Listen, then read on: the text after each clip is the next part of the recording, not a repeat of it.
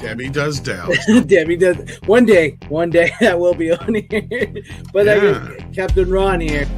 Welcome to America's Hottest Talk Line. Guys, hot ladies are waiting to talk to you. Vinegar Syndrome. Guys. It's on Netflix if you want to watch it. It's a new one, and that's Air Force One. Get off my plane. I think Sony pays you a bunch of money to talk about all their steelbooks tonight. Super special for the stuff, but you know, are we seriously going to have to talk about the screen movies again? If you only see one movie this year, it should be Frankenhooker, Bill Murray, Ghostbusters, Caddyshack, Zombieland.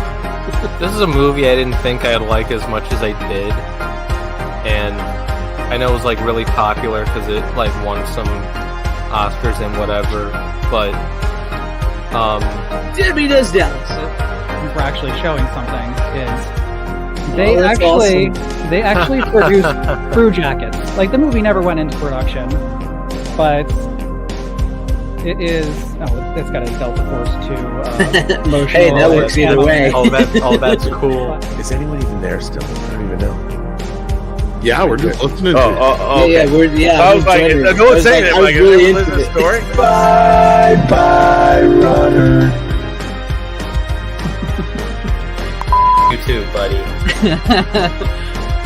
And he's out just like that. Mike dropped it, and he's gone.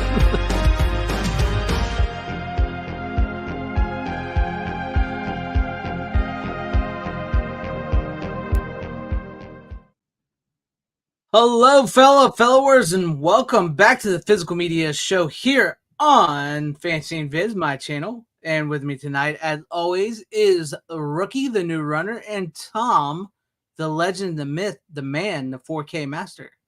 Tom, which I already said your name twice, which is weird. Oh, Wild Stallions! I love it.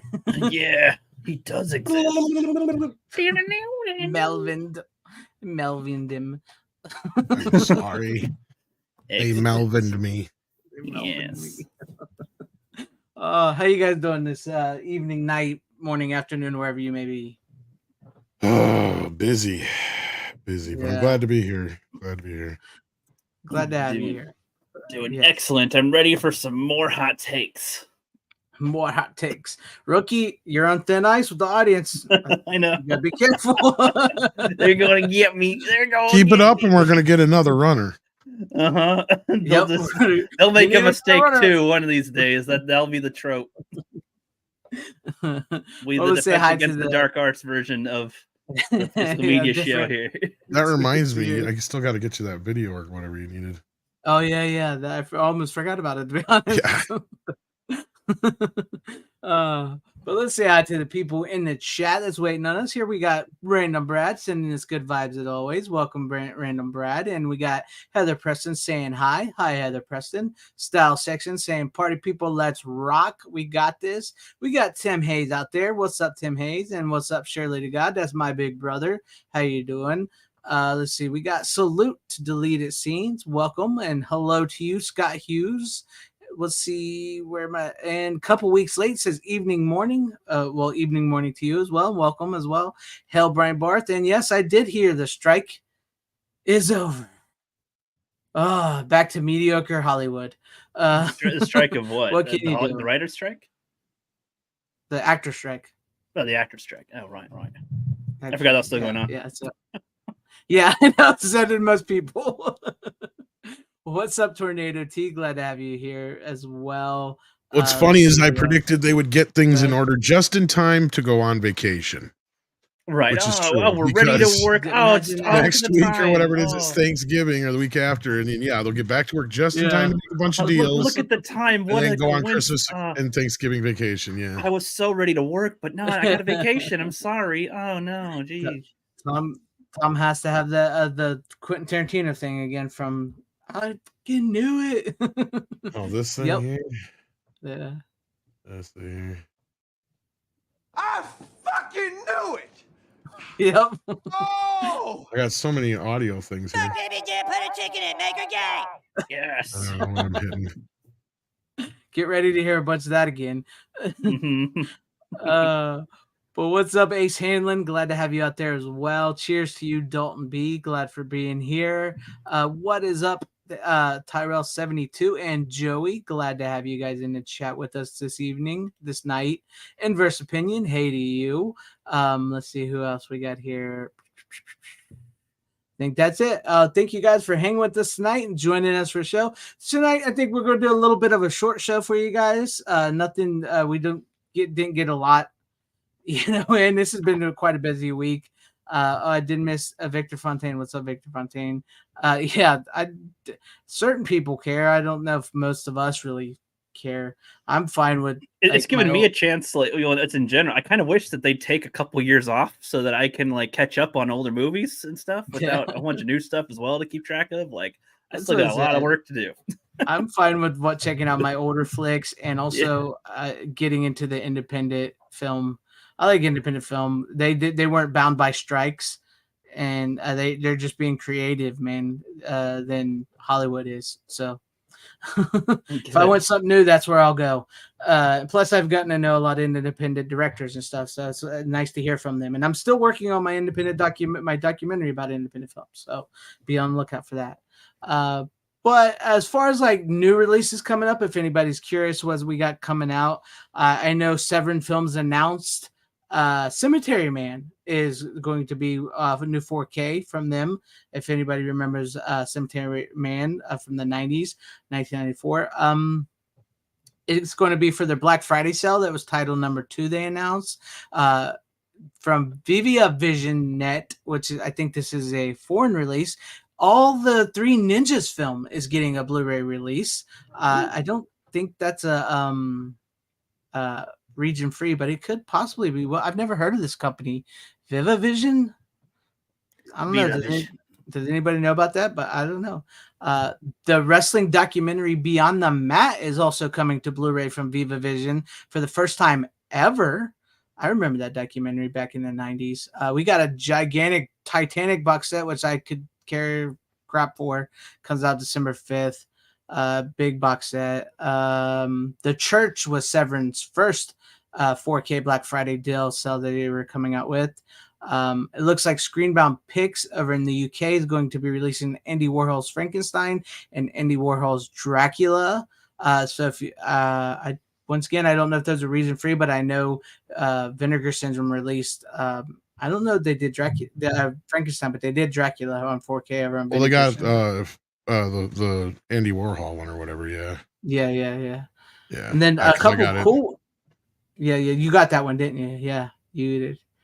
But a couple cool ones here that I was really excited about. Hardware Wars coming from MVD. You'll laugh, you'll cry, you'll kiss $20 goodbye. It's exactly Hardware Wars. Is that so? What's the premise of that show? Is that You've never seen Hardware show? Wars? Like an elimination show or something? No, it's it's the first original ever little parody fan made skit thing ever. I don't think I've ever heard of that. No. Hardware Wars. It sounds like something that Tim the Tillman Taylor would with ham salad donate in or something. Ham salad. But I am looking forward to getting Augie that one. Ben Doggy. Yeah.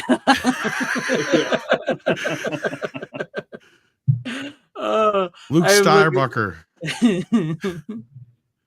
I'm looking forward to getting that one and Joysticks from MVD on February 20th as well. I can't understand you. Can't understand a word you're saying. You never see. Oh my God, it's amazing. That's supposed to be that guy from Police Academy you're just doing there. No, dude. No, okay. Explain it to him. All right. We can't play the whole for reference. I'm like, that's the closest. We can't play the whole thing, but here's just a quick clip of it. Here. Go ahead, man. Hardware Wars, a spectacle light years ahead of its time, starring Fluke Starbucker, intergalactic boy. Augie Ben Doggy. Augie Ben Doggy. Red Eye Knife. Princess Android. Interstellar damsel in distress. Ham salad. I love that. Mercenary pilot and intergalactic wise guy. Darth Nader. I love that. See incredible. Where have you been? This is Hardware Wars. Not what I was expecting at all. No, of course not. Yeah. It's made by like just some kids. Identification. I'm proud to be The old There. And there's Chinchilla, the Cookie Monster, or the Wookiee Monster. Wow. It's a 13-minute trailer, basically. And at the end, it says, "You'll laugh, you'll cry, you'll kiss $3 goodbye." Hardware War. Oh my gosh. It's the first like little like fan film, short film. I think they used to show it on HBO all the time. That's Remember funny. right? I could see that. I could even see that being on like MTV or something. That seems like a fun clip. That's good, and that and Joysticks. I'm looking forward to that. Picking both of those up. Joysticks is a great sex comedy from the back in the day. So, and those are some good old classic movies right there to pick up. And I believe that's really about it that's coming out. That's unless you've seen it, something I've missed, Tom, anywhere. Not that But I think can that's recall. it. Yeah, I'm pretty sure that's all we have in the way of upcoming releases. So hopefully there's something there for you guys if you're interested. But we do have a 1999 super chat from Doug 1985. Virginia loves horror. Thank you, Doug. I appreciate it. And it says, "Hail panel, Rook, whatever weird reason you didn't like Gremlins, I understand it's our own opinion and take about how we feel about certain things. I got it. By the way, what's your thoughts on Ghostbusters 1984? Thoughts and pending. I'll have it like that because I need to rewatch it. When I was younger, and Did anybody watch the new trailer? I did. I saw the new trailer. Yeah, I was awesome until they had fucking Patton Oswalt in it. That's what I said. That's awesome. It's like, oh my god, like I hate that type. You're not awesome. You are like Seth Rogen. I know. No. No, I wouldn't say he's awesome. Like the way he says it, like his line is like the most. No, I know. I was mocking him. Yeah. Oh yeah. But it was horrible. But the movie actually looked good up until that point. It looks decent. I'm just not a big fan of Patton Oswalt or Kamal. Yeah, it looks like they're pulling out an old idea that was originally meant for Ghostbusters 3, where hell is basically New York and it freezes over. Mm-hmm. Yeah. Interesting. Yes. Yeah, I will rewatch Ghostbusters, guys. When I saw it when I was younger, I didn't really like it. It just didn't appeal to me, whatever. But it's been a long time since I've seen it, so I will give it another shot and see if anything has changed. So right now, my thoughts are I don't know what I feel about it. All right. Hopefully, as I said, you're on thin ice though. But we can. I know. Y'all got the pitchforks ready. You got the torches ready to roast my butt. Yep, I know. Yeah, but thank you, Doug, for the 1999 super chat. Appreciate that. Yeah. Since we talked a little Wild Stallions, 69 dudes. Yes. See, Bill and Ted is one of my favorites. Those I love are freaking Bill and awesome. Ted. Grew up with those. I love that. But those were one of the most rewatchable movies when I was younger, honestly, for Bill and Ted. It's funny because I hate the way, in a way, I don't like the bruh, dude things, but I loved it in Bill and Ted. I loved it in that. It just worked. What did you do, Ray? I love. Couldn't help it. Just popped in there.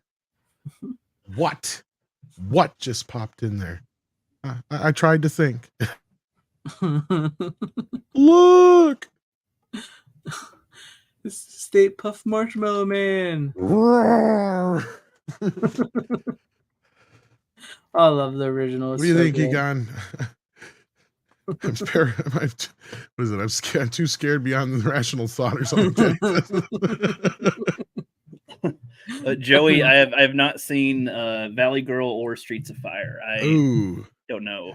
I like Streets of Fire, but It wasn't as good as I was hoping it would be. Oh, I love Streets of Fire, man. Yeah.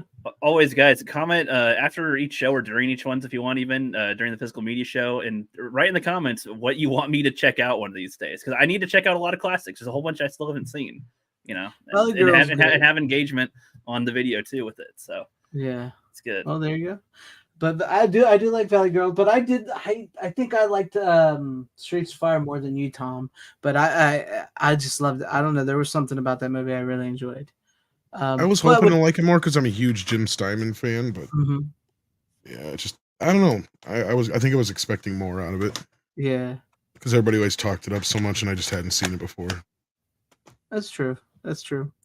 Rookie can relate to that. No, I totally understand that feeling. But it does have an amazing soundtrack. I'll give it that much. That Streets of Fire has an amazing soundtrack. But with all that being said, let's start. Like I said, guys, this is probably going to be a bit of a shorter show than we've been doing here lately. So let's start off with you, Rook. What is your first pick of the night? All right. I picked out, I think Tom suggested this last week, that I should check out Who Framed Roger Rabbit. And what did you think? I thought it was pretty darn good, actually. Good. With it. Nice. It was funny. So that night I actually was checking out to see where I could get it. And the Blu-ray price was like $14. The DVD was $9. This is a Blu-ray plus DVD, and it was like $6 after tax. And they got it like within less than 12 hours. Like, I was like, dude, that was the fastest ever. It came with both the Blu-ray and the DVD, and it was cheaper than either the Blu-ray or the DVD. And I don't understand how that works, but whatever. I'm not going to complain with it. I got it for cheap, and I got to see it, and I liked it. So that's a big bonus there. I love the feel that it has there, being like taking place in that time period, the 1940s, and just like the character Eddie. Who's the guy that plays him? Bob Hoskins. Yeah, I like his personality with it. You know, he's like, I like the type of character. It's like you got the cartoons and you got that setting paired with he just lost his brother to a cartoon, which in a way sounds like an odd premise to start. Like a cartoon killed your brother. I don't know if that's supposed to be some type of commentary on cartoons at the time. Cartoon, sorry, yeah, tunes. Well, replace tune with. Okay, right. Okay, I got you. Yeah, that makes more sense with the time. That's wrong. There's a lot of yeah. It was also a nice surprise to see Christopher Lloyd in there. I love Christopher Lloyd. Oh yeah, he's great in that one. And I was like, oh shit, he's like the villain in this, sort of. Yep. Okay, sweet, all right. And you know, good gloves, just Mr. Valiant. The concept of like you can't really kill tunes because nothing that you could blow them up. You put heavy things on them, they don't die. And then he creates the dip exactly. And it's like, oh shit. And then he just randomly kills a nice little, well, not randomly. I mean, he's investigating the thing, sees a tune thing that was near him, and picks it up and murders a little motherfucker. And just murders it. Yeah, just kills it. I was just like, oh. Okay, all right. I mean, I didn't really like. That's kind of how you're supposed to see it. Is that tunes are seen as lesser than citizens, basically. Exactly. I got the message. Yeah. And I was like, oh man, okay. And it was just interesting seeing them do that. And FanZcene said it came out like you said, 88. 88. Yep. And yeah, the way that the effects are with it are really impressive, because there's a lot of modern day things that would try to do the same thing, I think, and look worse. But then I'm also trying to think. So how old was Song of the South? That was that the first one that did a cartoon live action integration, or is there other things before that? I'm trying to think about what was the first time. Actually, that's something that has happened many times in the past. In fact, it goes way back to some of the original animated features. But as far as like it happens every once in a while. There hasn't been many movies like you had Song of the South, Mary Poppins, as far as actual movies. Oh, Mary Poppins too. That's another one. I didn't think about that one. And it's funny that you brought this movie onto this week, because the one I'm going to talk about next is one of them, and I'm going to leave that out for now. Okay. And then you had Pete's Dragon, and a few others. Okay, you already can stop. You're Away. Already listing a bunch of them now, and I'm actually jogging my memory. The difference is this movie had the most extensive animation in a completely different way than they'd ever done it before. Like, there's more animation in this movie than ever had been combined with a movie before. That's what I was going to kind of comment on, is that the way that the animation integrates with the people and stuff feels more fitting compared to those ones, at least when I can remember of Mary Poppins and stuff. It looked more like, yeah, they're around, but how aware are they of these things compared to this? Is like, they do something and it like interacts with them right away. It just really feels like they're kind of there. It's a cartoon, that it's a toon and whatnot. And I'm trying to imagine back then what they're told to do for doing their scenes, because nowadays we have green screen tennis ball stuff. I'm trying to think about that process that they had for back then. It does come with a lot of bonus features that I think will probably be worth checking out. Yes, it will, because this movie took almost but I want to do that. It took like 5 years to make, and I shit you not. Like Zemeckis was working on it for like 3 years. This is why there was 5 years between Back to the Future and Back to the Future 2. Because he's working on this in between? That's the only movie he made in between. Yeah, because he was working, and because that movie took so long to make. They shot it for almost like a year, and then just to do all the animation took a couple years. They had like a year or two on the other end of that with pre-production, trying to figure out how to do it. There's actually a bunch of animation tests out there. Paul Rubens almost did the voice of Roger Rabbit for a while. I don't know if you know the name, but you know who he played eventually. I recognize the name, but Pee-wee Herman, yeah. Pee-wee Herman. Yeah. So like, I'm glad they didn't go with the voice, but they've been working on it for a few years. Yeah. And initially, the idea is it's way different than the book. Okay, the original book takes place in the 80s. It's a modern day book, and instead of cartoon characters, it's comic book characters. Oh, that makes sense. So like you have like Blondie and Dagwood and all those kind of guys. What year was the book from? Like 80, 81, 82, somewhere in there. I can't remember exactly. I think it was like 80 or 81, and then the rights were bought in 82 by Disney. And then they had worked on it since then to try and get it off the ground. And it wasn't until Zemeckis came in about 85, 86 when they finally kind of made some headway with it. And it was a big gamble for Disney at that time, because they were on the cusp of not bankruptcy, but they were on the cusp of selling a bunch of shit off, and they hadn't had an animated hit in almost a decade. The only hits they had were like Splash and a few other things like that, like 3 Men and a Baby. For like 60 years, right? They've been around. Yeah, and they had not been able to figure out how to get back into family films, like Tron and stuff like that had failed for them. And if they weren't in family, what else were they in? They had Touchstone, and Touchstone was the only thing making them any money at that point. Yep. Like Splash and 3 Men and a Baby and stuff like that. Rephrase. I mean, what? So, like, if the cartoons weren't doing well with families for a while, you mean? Or nope. Yeah. Don Bluth took over the 80s from Disney. He actually used to work with Disney, and then they fucked him over, so he left.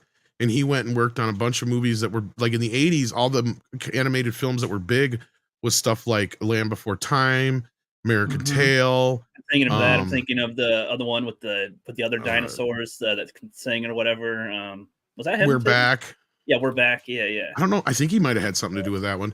And then you also had what was the other one he did in the 80s? All Dogs Go to Heaven. I think he also had something to do with. Yeah. So all those movies all these ones too, were way bigger than any of the Disney films of the 80s. It wasn't until The Little Mermaid, a year after Roger Rabbit, is when they had their comeback with animation. Because in the 80s, they had Fox and the Hound.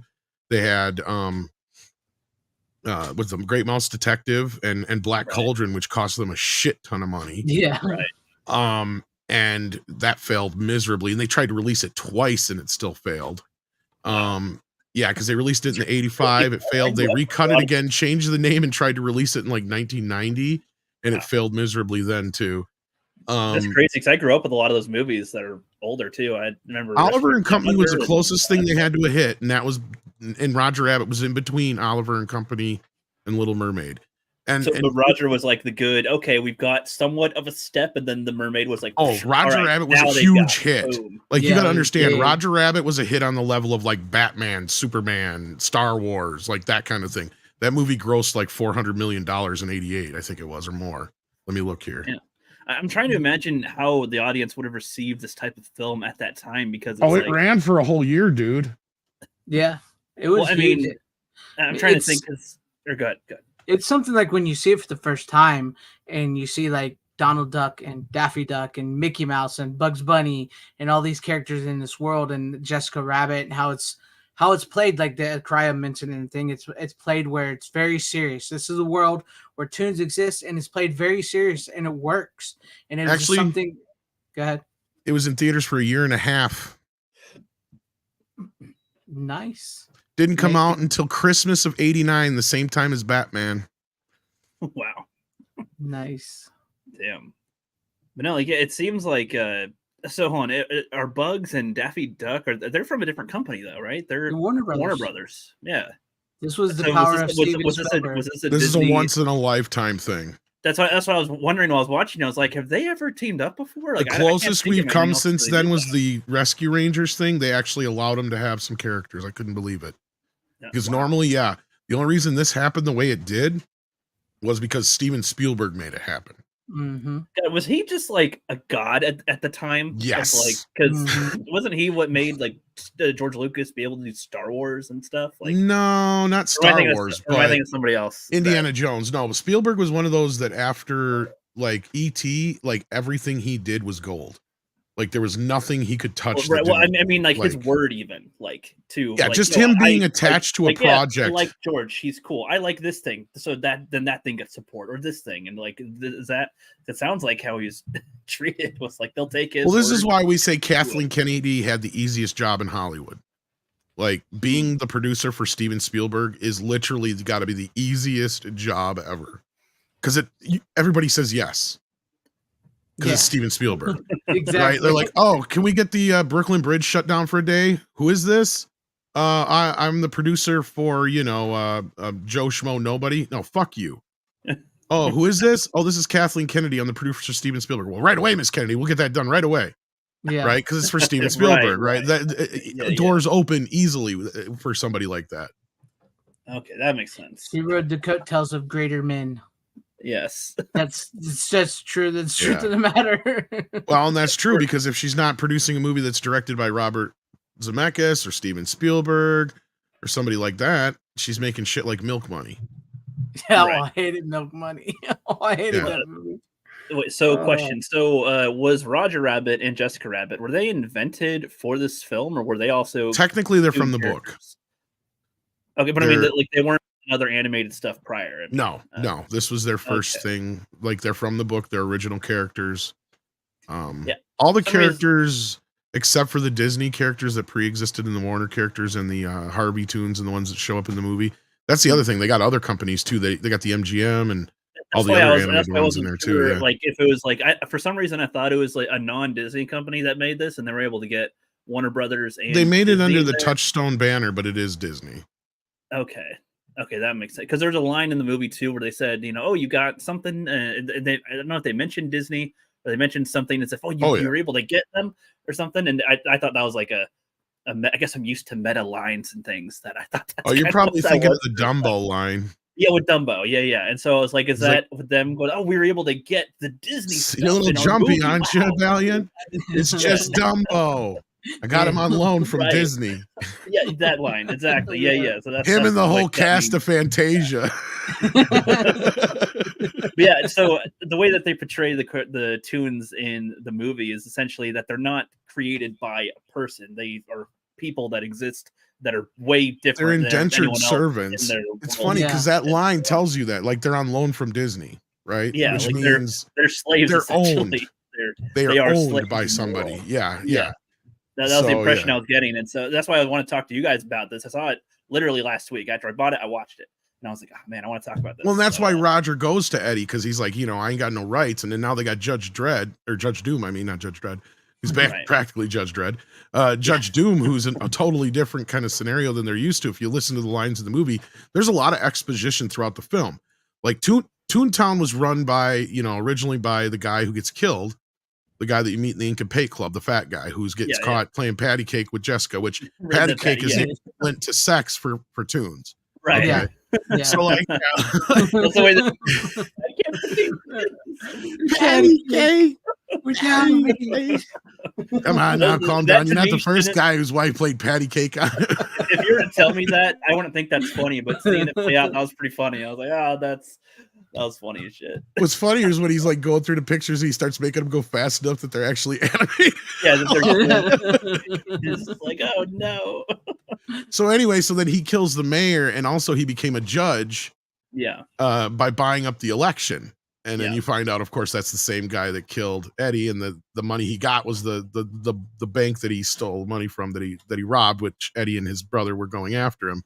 and that whole thing. So it's like it all ties together nicely. I liked that. I was surprised that it tied together like that, and it didn't feel like convoluted or something. I was like, this kind of had some meaning. Well, what's funny is how they use reality there, because the area that they use for Toontown literally used to be like nothing, and then they turned it into the freeway. So like just the idea is, okay, well, before it was nothing, well, technically in this world it was Toontown, right? Is where all the Toons lived. But yeah, so See, it still eventually happens, but I didn't know if there's supposed to, that's why I want to talk to you guys if there was more commentary or things that they did in the film that I might not be aware of. Like them doing that is like, their implication is that once they do the highway in there, the freeway, whatever, that will be, the Toons won't be seen in the same way as they used to be. They're going to be lessened even more or something. Well, they'll be homeless. Well, yeah, but then for our world too, like in our real time, because you said that they weren't getting many hits with their cartoon stuff, right? With Disney at the time. No, yeah. So that's kind of what I was saying. It's like, I don't know if they were trying to have anything like that. Like, people aren't, without it being overt. I mean, that's what I kind of like about it. No, the Toons were kind of more of an allegory, more for just like the way minorities were treated back in the day, and just actors in general. Yeah, I was gonna say it seemed like more of a worker thing. Yeah, because actors were treated like a slave, essentially. You're like contracted to a studio, and you weren't able to leave and do anything. Like, it was, and like I was telling you, I think last week or the week before, like movies back then weren't like they are now, where you worked for the studio. Like you came in every morning at like 8 o'clock in the morning. Whatever it was you did that day, you did it, and then you worked for 12, 16 hours, and you clocked out for the day, and you were done. Like that was it. Yeah. Whatever you were working on that day was whatever you were working on that day. You didn't get to pick. Like very few stars got to pick what they got to do, and that was just when you got to that point where you were so big, like a John Wayne or a, somebody like Clark Gable or somebody like that. Yeah. Wow. This is so funny, especially considering my first pick of the night. It's going to relate to some of this stuff altogether. It's a blurred line, Sean. It is more like their ownership, like the studios own them, right? That's the thing. It is kind of a fine line. And I have a really great interview with the guy who wrote the book, eventually coming out on Midnight's Edge if I ever get it edited. So yeah, I've talked to him about it, and I didn't say it to him, but I'll say it here. This is one of those movies where the book is not as good as the movie. The movie is a lot better than the book. The book is a completely different animal. In the book, as I was saying, they're comic book characters or comic strip characters, actually. And they don't actually speak. When they talk, they have little word bubbles that come up over their heads. And they were going to try and do that in the movie, but I guess it was just too logistic of a nightmare. That'd probably be for the medium as well, and at the time, exactly. Yeah. Like, is that really what people would see? I could see. So, like, if they go yelp, it would actually come up with a yelp, and then it would just kind of fade away or whatever, because that actually plays into it all. And what happens is in the book, Roger's dead. He creates a doppelganger. And what you can do is, as a Toon, you can create a doppelganger for stunts. And so he creates a doppelganger, and his doppelganger lives, but he gets killed. So his doppelganger is actually going with Eddie, trying to figure out who killed him. That's what the real story, the original book's about.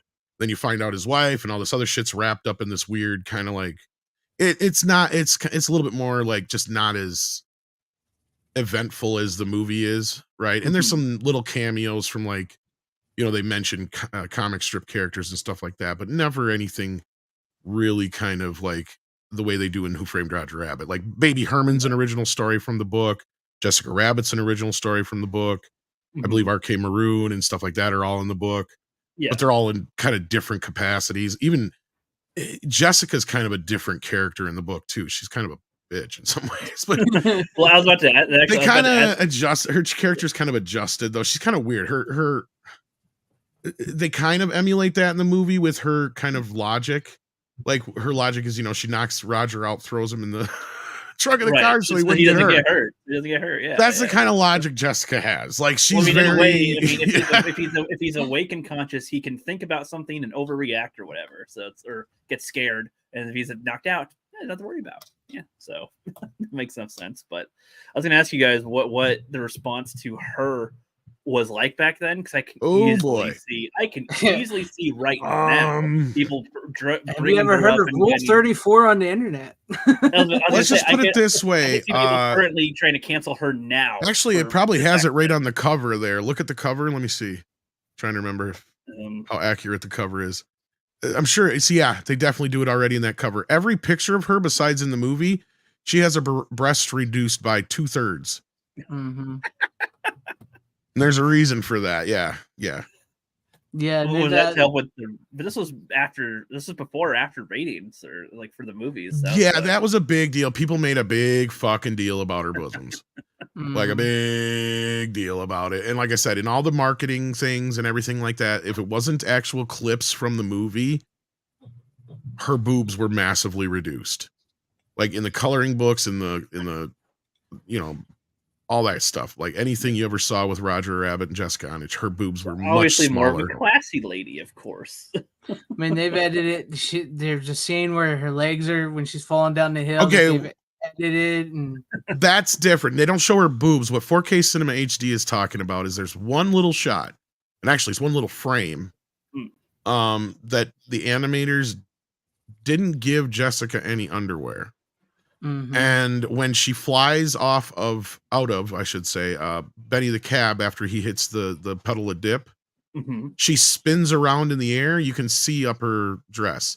Well, they fixed it in future releases, but of course, in the original Laserdisc release, you can still see. You could barely see. It's just it's not like it's nothing worth writing home about. People seem to always freak out about Disney with that stuff. It's kind of funny. Like, wasn't there one in like The Rescuers or one of the mouse? That one's a little bit more blatant. What that was actual animators. The thing that people would like. What are the odds people would pause like on the thing? That was kind of it. At that point, when they did it, they knew there was no way anybody was going to, or at least at that point, they thought anybody was going to find this shit.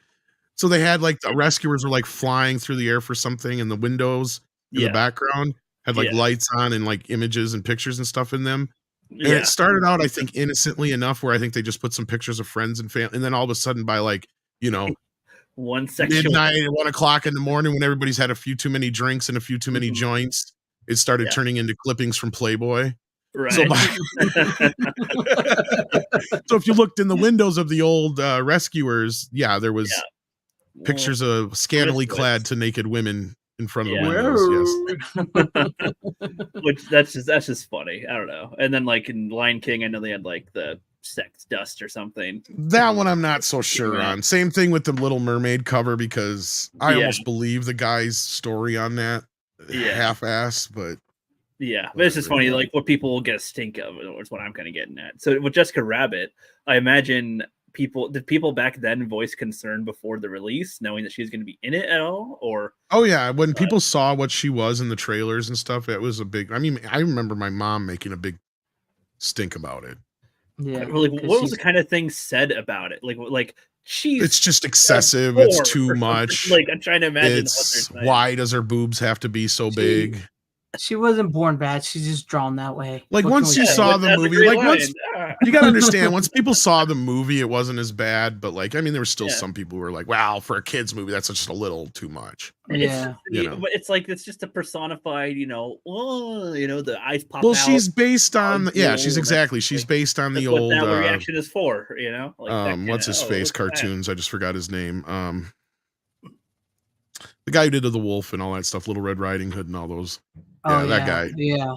She's definitely based on one of those Fleischer. Yeah, that's what I was trying to say. Yeah. Fleischer. Yep. Yeah. So like, so in that respect, it was like, she matched that. And if you notice, like, her gravity is off, and that's what makes her cartoony. Right. Because she doesn't look like a cartoon outside of the big, huge breasts. But what makes her cartoony is when a normal woman would walk, their boobs would bounce down, her boobs bounce up. Yeah, that's what like it's kind of a weird thing. Yeah. Right. Yeah. Because I remember saying that like the way when she turns, her boobs go this way, when now normal women's would go this way and stuff. So like that's how Joey says they defy gravity. Exactly. they kept a superhero in the book anyway. Don't worry. And some of the best jokes in the movie come from her, and they're really well written. You know what I mean? Like the nice booby trap. Like that's what I was saying. I'm just kind of like this character. Like when Eddie's getting up and he just bumps him, and he's like, "Oh, sorry." You know? Well, it's like he's caught with his pants down with her. She's like, what are you doing? It's dabbling in watercolors, Eddie. It's so like I don't know. It's so innocent. Honestly, she's probably looking for a good place to stick a knife. if people get freaked out over that kind of thing, I'm just like, God, I mean, they must be like, how can they survive now? Like, with, I don't know. It's such an innocent type of thing with how it is. It seems like it could be way worse. Is I guess all I can think of, like how much worse it can get. And I agree. It seems very restrained. I miss great writing as well. And Breitbart, I don't think a movie like Roger Rabbit could be made today. And I don't know if you missed this earlier, but Steven Spielberg is how it happened. That's how we got all these Warner and Disney characters together. We talked about that. He threatened to pull out of Amblin out of Warner Brothers Studios if they didn't allow him to use the Looney Tunes. Mm-hmm. And then the deal was, this is even funnier. Warner Brothers is like, all right, fine. But here's the deal. Mickey and Bugs, Donald and Daffy, whoever your counterparts are for the rest of the movies, they have to have equal screen time. Mm-hmm. And not only that, they have to be the newer versions. They can't be the 1940s versions. That pissed them off. Well, so what happened was the guy, I can't remember the guy's name, but the head animator did it anyway. He's like, I don't give a fuck what they say. We're doing these the way they're supposed to look, because the Looney Tunes looked different back then. Yeah. So he animated a bunch of stuff with them the way they were supposed to look. And Warner Brothers also had a stipulation that they got to okay the stuff after it was done. So they sent over all the Looney Tunes stuff.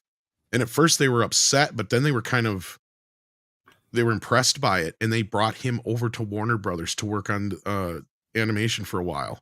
And we had a little revival of the Looney Tunes, and they got reconfigured back to their older versions, because for a while there they had been changed to this really cutesy kind of version that Chuck Jones had kind of changed them into, because they did go through different changes over the years. Mm-hmm. And this is when they kind of went back to the original version, and they stayed that version up until basically the last few years. Like, that's what happened. It was kind of weird how that happened, but they were pissed about it, but then as they got watching the footage, they were like, this guy knows the Looney Tunes and it's good and it looks good. Because the animation they saw the Daffy Duck scene, I think, first. They were kind of pissed, and then they saw the Bugs Bunny Mickey Mouse scene, and they're like, all right, this guy knows what he's doing. Yeah. Because that's where Bugs really looks different. Yeah. Yeah. But there you go, Rook. I hope you got some good conversation out of that. You got any final words? Brian's probably right, because I think Chuck Jones was the one who was resistant to it, to be honest with you. Because at the time, I think he was the head of Warner Brothers Animation. Because he also did the Grinch Stole Christmas and a bunch of other specials and stuff too. Yeah, I think that about covers it. Other than, I guess I had one more question. With Christopher Lloyd, with that character, were they planning to have him be a different type of character, or be Christopher Lloyd at all, or is that a later decision? Because he said that he was working on Back to the Future, and at the same time, I'm sure that Christopher Lloyd in it. I think Robert just fell in love with him when working on Back to the Future with him, probably. Okay, well, I don't think Judge Dredd. I don't think he's a character. I'm trying to remember if he's even a character in the original book now. Okay, I think he might have been an original character for the movie. Yeah, I was wondering if he had like an original cartoon design, and then they decided not to do that and have it be Christopher Lloyd with the few cartoonish things at the end. It's been a few years since I've read the book. I can't remember if Judge Doom was even in the book. Tim Curry was considered. I can see that. Yeah, makes sense. Yeah. It was a way different character for Christopher Lloyd, and I'm sure he wanted to do it just because of that. Because he was always stuck playing the stoner / crazy psycho kind of guy, you know. Yeah. This one could be a little more reserved, and everybody else be crazy for once. Well, it's one of the only times he plays a villain outside of this, and he plays the villain in Food Fight. I was gonna say more recent years he has, but like other than this, at this time, this movie and Dennis the Menace are the only two movies I can think of where he plays a bad guy in up until a little later. 3. Oh, that's right. Yeah. I forgot he played the Klingon. Yeah. Klingon. I have had enough of you. Kirk, give me Genesis. What do you want with a progressive rock band from the 80s? Oh my gosh. Phil Collins sucks. Yeah, that pretty much wraps up my commentary with Who Framed Roger Rabbit. I really liked it. There you go. Really That's a great movie. Good. It's good. Well, there was one movie I didn't mention, right? Should I go next? Yeah, go ahead. I was gonna say I'm glad Rookie found in a movie that maybe will help him dig him out of the gremlin sting. So let's get into Tom. What do you got? I wonder if anybody in the chat or even you, Greg, figured out what movie I left out of that list. Of the animated ones, The Incredible Mr. Limpet. Bingo. Finally got around to watching it again. Of course, I've had the DVD for years, but got the Blu-ray. Pretty good copy. It doesn't look too bad. I don't think it had a 4K master, but I think they actually pulled out the negative for this one because the shots that you can tell are first generation are pretty good. As far as mixing with the animation and all that business, pretty good for the time. I mean, considering how old the film is, I doubt you've ever heard of this one, Rookie. I've actually seen this, Tom. Have you? I didn't know that was what I thought it was called. The Hello Down There or something. But I think that's a different movie now. I'm thinking about it. But yeah, I've seen. Yeah, you get to turn it into a fish and cartoon fish for a little bit. I somewhat remember this. Yeah, you wish he was a fish. Yeah, I remember this film kind of vaguely. Yeah, it bombed on its initial release, but it did really well on a re-release in the 70s, if I remember right. 63 was when it was originally released. No, wow. Nice. Yeah. I mean, Don Knotts I love Don Knotts. He's freaking hilarious and he's great. He's so good in this movie. And this movie is I have not seen in years, but I remember just like really being blown away by it and just enjoying it. And was thought that it was so well done for its day and age. Like you said, it was in the 60s and then it became so much popular as we were kids and stuff. Yeah, it got shown endlessly on, I think, TBS or one of those channels. That's where I saw it all the time as a kid. Yeah, all the time. It was one of those movies that whenever it was on, my dad would be like, "Oh, Limpet's on," and we'd watch it, Yeah. So I've seen it many, many, many, many times as a kid. But yeah, no, I can recommend upgrading. The only thing that didn't get carried over from the DVD that I noticed was the games. And this again goes to a conversation we've had before about how the lack of, just innovation in Blu-ray menus. Because I mean, there's a ton of games just on the regular menu and on the PC. Like you shove it in the PC and you get some PC games on here too. Well, yeah, I remember they used to do that back in the day. Back in the olden times. Operation Limpet, Depth Charge, Limpet's Scrimmage, Submarine and Torpedoes Away, website links, and future web-based events. Well, I missed those. Is that about the time when they had AOL Warner or whatever? Yeah, that kind of shit. Yeah. And then all the video stuff gets carried over to the Blu-ray, but none of the enhanced features or the menu games got carried over. So I mean, they're just little kiddie games, but I mean, it's just the facts, right? It's just sad that we're losing a little bit in each generation, even if we gain it in resolution. It's like it'll be harder to prove that it was a thing. Well, I just remember people. Here's one of the things, and this is why I bring it up more so, is about 2-3 years back now, maybe more. Angry Video Game Nerd did a video, where he counted down his top 10 reasons why he didn't like Blu-rays or why Blu-rays were bullshit or some shit like that, and like 9 out of 10 of his gripes were things that were either stuff that are not the format's fault, they're the fault of the studios not putting the money or resources into it. And they were things otherwise, I'm like, they were just kind of pedantic or stupid. Because to me, I'm like, nothing about your argument proves that DVD is better. Right? Like there's nothing about it. You're just like, remember when they used to have menus like this?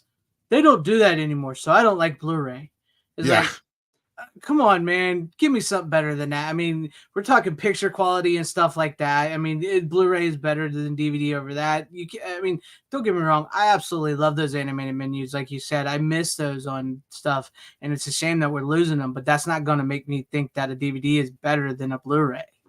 No, if they actually utilize what a Blu-ray can do, they can do a hell of a lot more than right. There's so much you can fit on a Blu-ray disc or a 4K disc that they're just not utilizing that. No, they just haven't developed it. They haven't tried to push the format like they did with the Matrix or whatever the next thing was along the lines when they did something new with the disc format to try and push the boundaries of whether it was having the MST3K guys at the bottom of the screen. I mean, not literally, but where they would do commentaries with like I got 2 discs where the Muppets and Ghostbusters that have that on there, where you literally have the guys at the bottom of the screen talking while you're watching the movie with them. Yeah. How old is Blu-ray now? Like 15 years, 20 years? Oh yeah, something like that. It came out in 96, Jesus. 2006, 2007, somewhere in there, I think Blu-ray came out. Same year as the PS3. Damn. Yeah, because it ended up beating HD DVDs. Yeah. So yeah, I remember it being a thing coming into fruition. It's hard to think about how long ago now, because I'm getting into the in a way I'm old too. My coworkers are like 10 years younger than me. But yeah, no, Mr. Limpet, it's a simple kids / family movie. I kind of love the simplicity of it. I love how it doesn't even try to bother explaining to you how he turns into a fish. Right, it just happens. It just falls in the water and boom, he's a fish. I remember some of the movie, but not. I don't really get like how like what was. So why did he want to be a fish? He just loved fish. He was just obsessed with fish. Okay. And then one day he falls in the water and can't swim, and just somehow turns into a fish. It doesn't explain why, like I said. And it just so happens. I mean, he kind of gives the closest thing to an explanation of the movie when he says maybe it was just Mother Nature mucked up or whatever, messed up, and she just corrected her mistake. And maybe I was meant to be a fish just so I could do this. The whole thing with helping win World War II and all that business. So yeah. What I also noticed was funny this time out. I never noticed before, and however many million times I watched this. The Nazis are wearing basically the same uniforms as the U.S. guys. I'm like, what the fuck? What? Like, I never noticed it myself. And they're speaking some really broken up German in some spots. But anyway, like I know a little bit, but not that much. But damn, it's like anyway. No, there's some stuff you could sit there and really nitpick on the movie, but it just overall, it's a nice little fantasy film. It's got a nice little story to it. It runs. It's only 90 minutes, so it's like not like it's over long or anything like that. Like 96 minutes total or whatever. Right. It's a musical at the same time. The animation's good. Not all the special effects as far as the combination. Sometimes you can see the background coming through, Mr. Limpet and stuff like that. But hey, it's 1963. Like what are you gonna do? And it did good though. I mean, like you said, I remember just having a good time with it when I watched it as a kid and stuff. I haven't seen it in years though, so. But it's cheesy. I mean, it's a typical classic 1950s, 60s family film. It's fine. Mm-hmm. It's good. I mean, you just can't go wrong with Don Knotts, honestly. I would have to say that The Shakiest Gun in the West and The Reluctant Astronaut and The Ghost of Mr. Chicken was probably his best movies he did. I really enjoyed those movies. Yeah. So, all right, I guess we'll move on to me, which is funny that the movies we all brought on the first pick here was sort of like family oriented and sort of relate to one another in a way, because my first pick is The Rocketeer. The Rocketeer, which captures old school Hollywood perfectly. But yeah, and plus Nazis and World War II and all that, Howard Hughes and everything, and the family thing. There's a synchronicity here a little bit more than I thought there would be. Yeah, it's like wow, yeah, you're right. Yeah, it was like Rookie did like Who Framed Roger Rabbit with the old school Hollywood, and you got that was the movie they did after Dick Tracy, wasn't it? Disney. Yeah, it's got a little bit of a Dick Tracy vibe. Well, I think they did that because they did Roger Rabbit, then they did Dick Tracy, and I think they did that where they're 3 big like action pictures in a row. Yeah. Or whatever you want to call it. They're big expensive movies or whatever, yeah. And it's funny because I was watching this and this legitimately is the blueprint. And then they did Marvel Three Musketeers and yeah. Oh, I love the Three Musketeers one. That wasn't too bad. But no, this movie is legitimately the blueprint from Marvel Phase 1. I mean, considering Joe Johnston directed this and Captain America, he just he did. He just remade this movie with Captain America. This is legitimately, I'm watching this. I'm like, he just like took everything from this movie and just put it in that. But this is a really good movie. It's got a great cast. It really captures that old school Hollywood vibe in 30. I think it was 38. This takes place in, so it's like near the start of the war and everything or whatever. I'm not sure, but it's a fun movie. It's got a great cast. What's her name is hot as ever. Jennifer Connelly. It's got Paul Sorvino. Timothy Dalton plays the bad guy. Alan Arkin. It's got Howard Hughes in it. Terry O'Quinn plays Howard Hughes. The plot of the movie, Rook, if you want to know, for anybody who's never seen it, is this new technological advance has been stolen from Howard Hughes, and the guys are running from the FBI, so they stash it in this air thing where this pilot and is testing out a new plane. They have crashing his plane, and then he finds the jetpack, because it's like a jetpack, and he puts it on, and he sort of becomes a little bit of a hero. And his girlfriend is an actress, and she ends up getting on this movie with this Timothy Dalton, who turns out to be a Nazi spy, and he's the one that's trying to steal the rocket pack, and he wants to get it to the Germans. And so that's how it all plays out. But it's a really great movie. And I'm watching this movie, and I'm thinking to myself, what is it about these movies from the 70s, 80s, and 90s, especially early 90s? They have this feel to them. They have this look to them. They have the way like with the camera moves, the way the people act. It's just like it's just not captured in today. There's just I can't pinpoint it. I often wonder that, what it is, how these movies were made, and the way they look, just why we can't recapture that in today's movie. Film's a big part of it. Yeah, film. Yeah, it's got the film grain and everything. It feels like a lot more risk. Well, no, it's the way that the film camera captures things differently than a digital camera. They're never going to be able to figure that out. It's just one of those things. It's just the way. It feels like it was more risky back then too, right? So whatever you're going to film, whatever you're. There is all the logistic things, but I'm talking about like just the thing that people can't put their finger on. What is different about movies now compared to then? That's right. What I think there's an organic feeling to film, right? It captures light a certain way that digital doesn't, and it's just there's a quality to it you just can't replicate. I agree, because you can tell, because it feels like a movie. You know what I mean? It feels like a movie, but also like the way the people acted back in the day, the way those like the scenes play out, the way things were set in motion in a film. It just can't be duplicated today. But anyways, this is a great movie. It sucks that it did flop, but in a way also it's kind of because it was meant to be a 3-picture movie.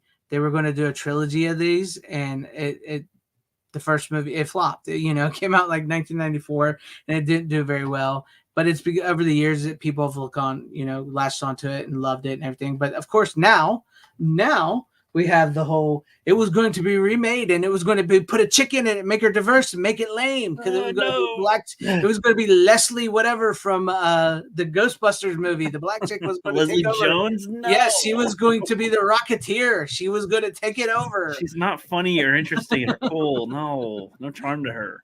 Oh, so I'm so glad they have not remade it yet. But anyways, this is, if nobody's ever seen this, I highly do recommend The Rocketeer. I think you would really dig it. It is a really good movie. I just added it to my list. I kind of want to see that now. It's an old school superhero It was made the year I was born. That's like 94? It was out the year I was born. Yeah, 94. Yeah. For the age gauge for the people in the chat that didn't know. Yeah. But this is a great movie. It's a solid superhero type movie. It's fun. It holds your attention. Disney movie? Yeah, it's a Disney movie. Yeah. No shit. The way you described it, I would not have guessed that was Disney. You would not, because this is like when we talk about how far Disney has fallen. This is what we mean by how far Disney has fallen.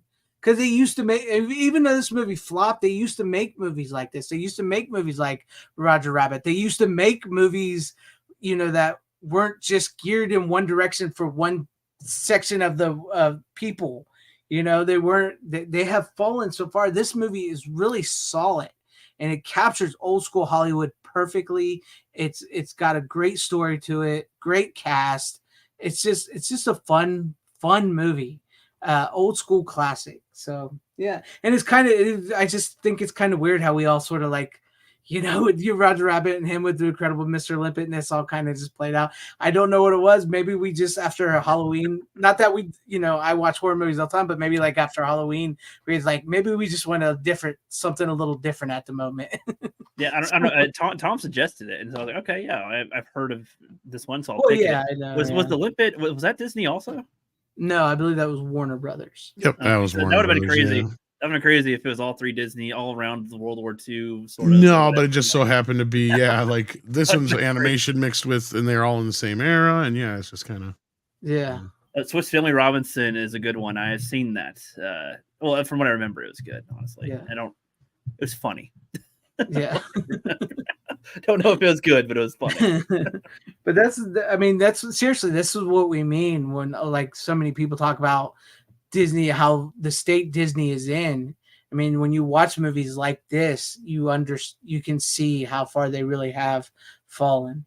And but yeah, like if you've seen Captain America: The First Avenger, same director as Rocketeer, you'll see the similarities. The Rocketeer is basically Superman meets Captain America meets Iron Man. But he's not like got superpowers or anything. He's just an average guy, But I say Superman because he can fly. But that's essentially what Rocketeer is. It's based off a comic book itself, so a graphic novel, and it's just a fun movie. The cast in that is great. I haven't seen seen a movie like that in a long time, and I really enjoyed it. So, that was my first pick of the night. I like that. Yeah, I added that to my list to check out. Yeah, I think you'll enjoy it, Rook. So Rocketeer's in game. Technically, yeah, because it was his first and only movie. It was supposed to be a 3-picture deal. It just did. The thing is, to quote a line from Back to the Future, you may not be ready for that, but your kids are going to love it. It was just it was ahead of its time. That's actually a kind of good quote. That's a pretty good quote. Yeah. It was ahead of its time, I think. Both ahead of and after its time. The problem was Rocketeer was one of those things that we just hadn't, it had kind of fallen out of the popularity as far as people knew who Dick Tracy was, Batman, and so on, but nobody knew who Rocketeer was. Just the same, though, even as an original thing. I don't know if Disney just didn't promote it correctly or what happened at that time period, if there was just other things that were more exciting that took our attention away, but that movie, just didn't do well at the box office. That's all I remember. Yeah, I think it opened up against something bigger than it, though. Potentially, I'm trying to remember, but yeah, me too. And I know they said Joe Johnson did he argued with Disney. He didn't like some of the stuff they were going to make him do in the film. He had contentious relationship with them while he was making it. So. Yeah, because I know he made, he did Honey, I Shrunk the Kids with them, which did very well. Mm-hmm. But then this, it says here it cost $35 million to make, and it only made $46 million. Yeah, that's so not only was it extremely over budget, it didn't perform very well at all. Yeah. So yeah, it sucks though, but it's actually a pretty darn good movie. It's like you said. I think it was 91. It would have come out, I think, the same summer as like T2 and stuff, probably. Was it 91? I thought it was 94. Is it? I don't know. Maybe I was wrong. I don't know.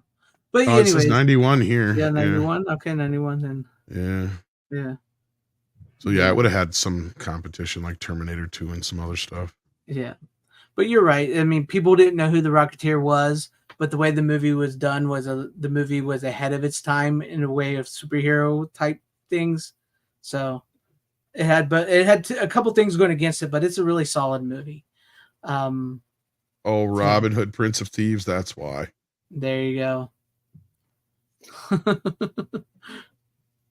Wait, I thought that was a Christmas release. I thought, or was it a summer movie and just video on Christmas? Maybe that's what I'm thinking. Let me look up the box office, see what it went up against. Well, I know it came out in June of 91. That's all I found. Trying to see. So Ninja Turtles would have been done by then. That came out in March. But if Robin Hood, Prince of Thieves came out that same year, then yeah, that's what buried it. That summer, I mean. That and T2. Yep. Where do you see I'm trying to find where it opened up against. Let's see here. So I was trying to figure out. I'm on Box Office Mojo, and I just cannot. It always.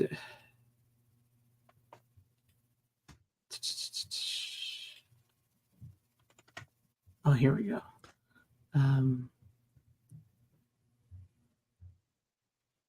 Been June 21st. Yep, Robin Hood, Prince of Thieves is what it went up against. Robin Hood, Prince of Thieves, City Slickers, and Dying Young, and it came in at number 4. Oh yeah, that's why. Backdraft, Jungle Fever. What about City Bob? Slickers, all that stuff. Yeah. Yeah, I can see why I got lost in the shuffle. Yeah. Yeah. Yeah, I opened up the exact same weekend as Robin Hood, and City Slickers was only its second weekend. Yep. That's why. Backdraft had been around for a couple weeks, and right behind it. Those were very big movies at that time. Shit, Home Alone was still playing in theaters in 91. I saw that. Holy crap. Oh, that movie had legs. It was on video already, but that was when a movie just would play, man. Just Oh, Jungle Fever also came out at that time. Don't Tell Mom the Babysitter's Dead had been out for 5 weeks already. Boy, that did not do very well in theaters, did it? 14 million. That was it. No. Yeah. It's insane, though. Backdraft, though, 53 million, did great. Yeah. Holy shit, though. Like, Robin Hood must have opened up in a limited release or overseas before. Or no, that's a total gross. Never mind. Boy, it had a big opening weekend, though. Okay, I was going to say, yeah, worldwide is 165. Jesus. Right. With inflation, that's like almost 400 million, I think, now or more. Actually, on Twitter, Ben Obi or whatever on here said that his friend made a music video of Jessica Rabbit's song. I saw that. Yeah, I like that. Yeah, that's cool. I didn't get to watch the whole thing, but I'll watch that after this. It's cool. All right, so what do you got for us, Greg? Or wait, where are we at here? It's Rookie's turn, but yeah, it's Rookie's turn. It's Rookie's turn. What do you got? All right, this one, I grew up with action figures and stuff, like playing with them. I hated it when kids would they always show them just bang them together. I'm like, it's retarded. I was like, I'd be the one that sets them all up and has I can have 2 in each hand or something and doing something. Small Soldiers was a fun movie of the time, having these things come to life. Transition. And I get the design of the Gorgonites are interesting. Were they based off of anything, or are they original for the movie? All original. All original. It's funny that you like that. Did you see who directed it? Yeah, I know. I saw the little signature at the top. And even that, like the little joke in there. My password's Gizmo. Oh yeah, there's that line there. Okay, yeah. And basically, a lot of us considered that Gremlins 3. Interesting. It is basically like Gremlins, just with toys instead of Gremlins. I guess having it be the toys made more sense to me with the premise. They are trying to make the. Well, that's kind of what the Gremlins were supposed to be, is like fancy toys. But yeah, basically, yeah. I guess they turn into killer creatures, but yeah. Well, yeah. So it's been a while since I've seen it. So I know that they have a chip that they get into the main guy here that ends up is a military type of chip. Was it supposed to be for the military that they accidentally put into the toy, or was that he ordered military chips? It was supposed to be. No. They were made. They specifically say in the movie that it was made for guidance missiles. Right. Okay. That's what I was saying. But I forget how. That's the one thing I'm forgetting is how it got into the head of the main guy here for it. They just went and got some chips. Chip. And he types in right. They bought chips and they realized afterward that they were for missile top of the line. Yeah. Okay. Yeah. That's what it was. But yeah, I mean, I like it. It's just a simple type of one. What if your toys were to come to life? And you got ones that are there, and then these guys end up causing a lot of mayhem and trouble. But I feel like it's in a way that I think makes enough sense, utilizing what's around them. They're not trying to kill everybody. They shove the boy in the closet. They kidnap the girl or whatever to lure them in there. They just want to get the Gorgonites. That's their main goal, is to kill those fuckers, essentially.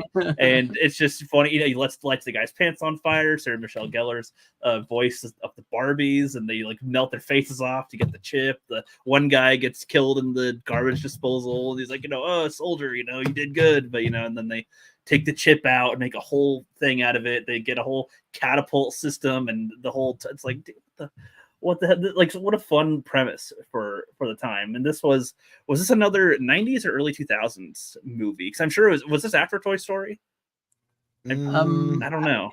With it, I didn't see what year. I think it was 97, 96, somewhere around the same time. 98 for Small Soldiers. Then if it would be after Toy Story. Yeah. Yeah, so I mean, if you went in it with the Toy Story premise, like, oh, fun toys come to life, and it's like, nope, these ones are a little more dangerous than that. Yeah. I just love how they utilize the different stuff that they put together to fight the people, which it's not like they can actually fight like against a military force in equal amounts, but they can put up enough of a fight against people to like be dangerous. Like, oh shoot, they can kill you. Like, oh no, you gotta be careful. Gotta be careful with these guys, So that was kind of a fun aspect. The Gorgonites, I don't remember too much about them specifically. I feel like there wasn't much focus on them in the actual movie, other than they're the more innocent ones. They're the more innocent ones. They want to get home, and the main one, the main Gorgonite. I don't remember his name, but it's Frank Langella does the voice. Yeah, he's like, the more, is he supposed to be, sort of the more like wise, I want to say Indian or something with the way it was. Because he's more nature to the Marines military is what I was kind of getting the feel of. Archer, right. Archer, that's it. Yeah. Yeah, and he also said the voices are literally the Dirty Dozen and Spinal Tap. Yep. Yeah, with Frank Langella and that's over his head. But no, yeah, I enjoyed that one when I was younger. I'm gonna rewatch it soon. I wanted to rewatch it before today, but just time got the better of me with stuff. But I remember it being really fun when I was younger. They launched the pills into the parents so they fall asleep. It's just, you'd think, oh, there's no problem with these, and then we're gonna play with you, and it's like, oh shit, it wasn't that scary really. But I feel like if they made more like this, they could have easily made it more of that. But I'm glad that they went with the comedic tone too with it. There's a few moments of a little bit of humanity to it, but it's still goofy. I wish it was a little bit more on the serious side, but it's still good as a comedy with it. It is so funny how because it's literally like you're talking about Gremlins. I don't like you're talking about and that's Gremlins. Why it's weird that I think you're giving this movie a pass compared to Gremlins, because Gremlins actually, I think, does a little bit more for the story. This movie has a little less story to it especially once you get to the third act. It's really just good guys versus bad guys at that point.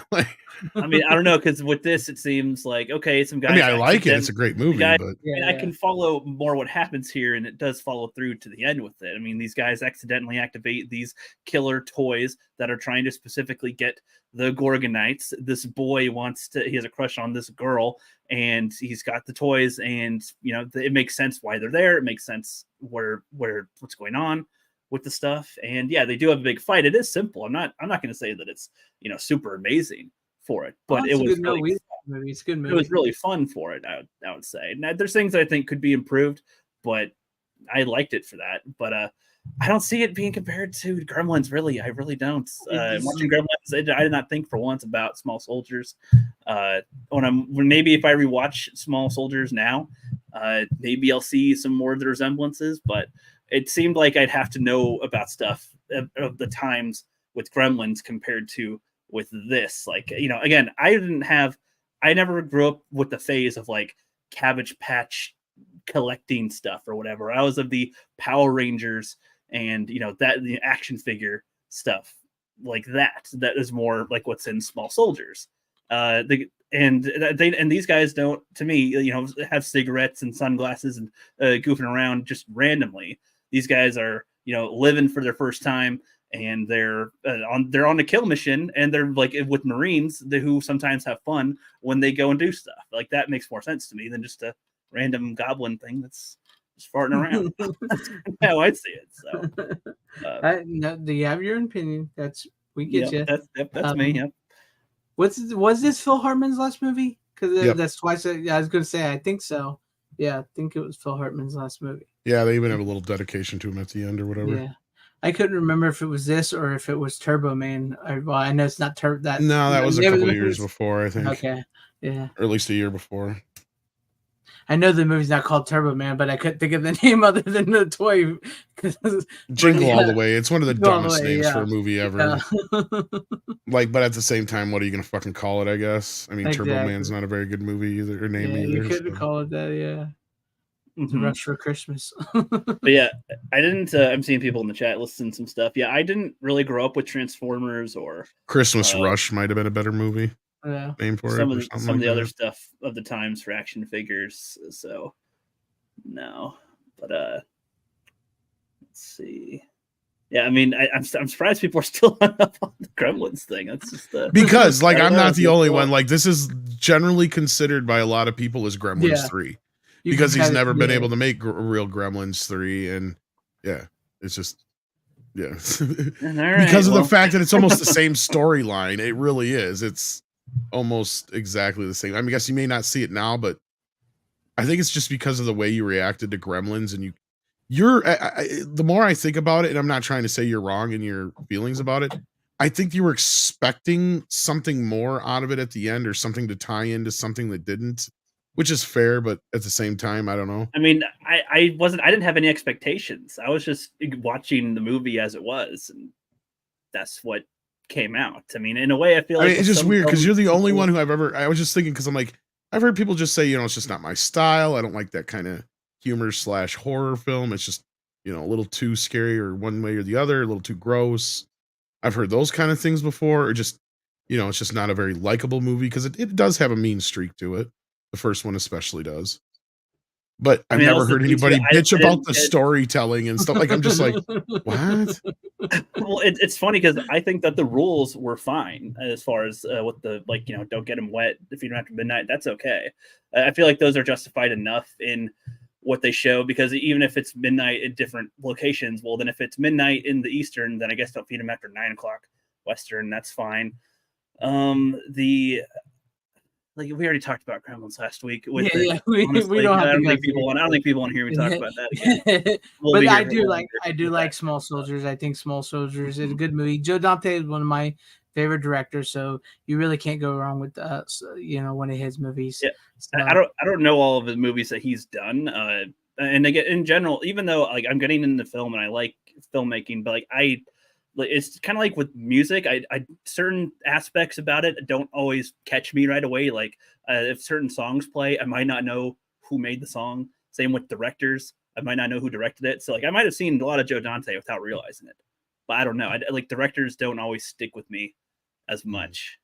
Yes. No, I get so. It's one of the things that as I go more into it, I'll probably start paying attention more to directors and people that are in it and whatnot. But that's just something that'll probably catch on as I go. But it doesn't stick with me yet.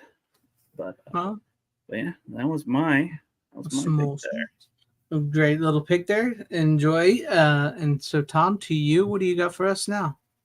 Well, this is technically 4 movies. Where do I start with this? I don't know if you've ever seen these, Rookie, but I got the Toxic Avenger 4K collection. Yeah, they look good. They look really good. And they, as far as I can tell, they carry all the stuff from this collection onto here. This is put out by MVD though. This was put out by Troma. I think Troma themselves. But no, I think all the stuff is on the Blu-rays here. But yeah, I mean, they look great. You get all 4 films. Citizen Toxie 3. Whoops, and you get a little card with a couple of people on it, including Lloyd Kaufman. Lloyd Kaufman. It is autographed. I don't think it's a real autograph though. I think it's just printed. Still upsets me that I had Lloyd Kaufman right there in front of me for 2 minutes. 2 Did you ever hear back from him yet? Not yet. No, I've tried. Oh, that's too bad. He's probably like, fuck him. Yeah, probably. Probably. Yeah, I'm sorry about that. But yeah, so they look good. I've seen them for like $80, I think, right now on Amazon. So a little bit pricey, but I mean, you get 4 movies plus a bunch of special features. They look pretty good. They didn't even really bother cleaning them up all that much, which I kind of like. Like there's a charm to it. because the trauma film, the way it looks. Yeah, like I mean they look fine, but what I mean is they're like just little things they normally would have cleaned up in a 4K remaster like this. Like you got little, like just burns and stuff in the original negative and stuff. Yeah, they don't even bother cleaning that shit up. They just left it in. So it's kind of charming in that respect. Yeah, I kind of like hearing that. And of course, 2 and 3 look really amazing because those were done in the mid 80s and early 90s. Those were shot at the same time. For those who don't know the story, there. And part 4 looks okay, but I just didn't really care for the movie overall. It's okay, but yeah, and I know a lot of people actually like part 4, and they can like.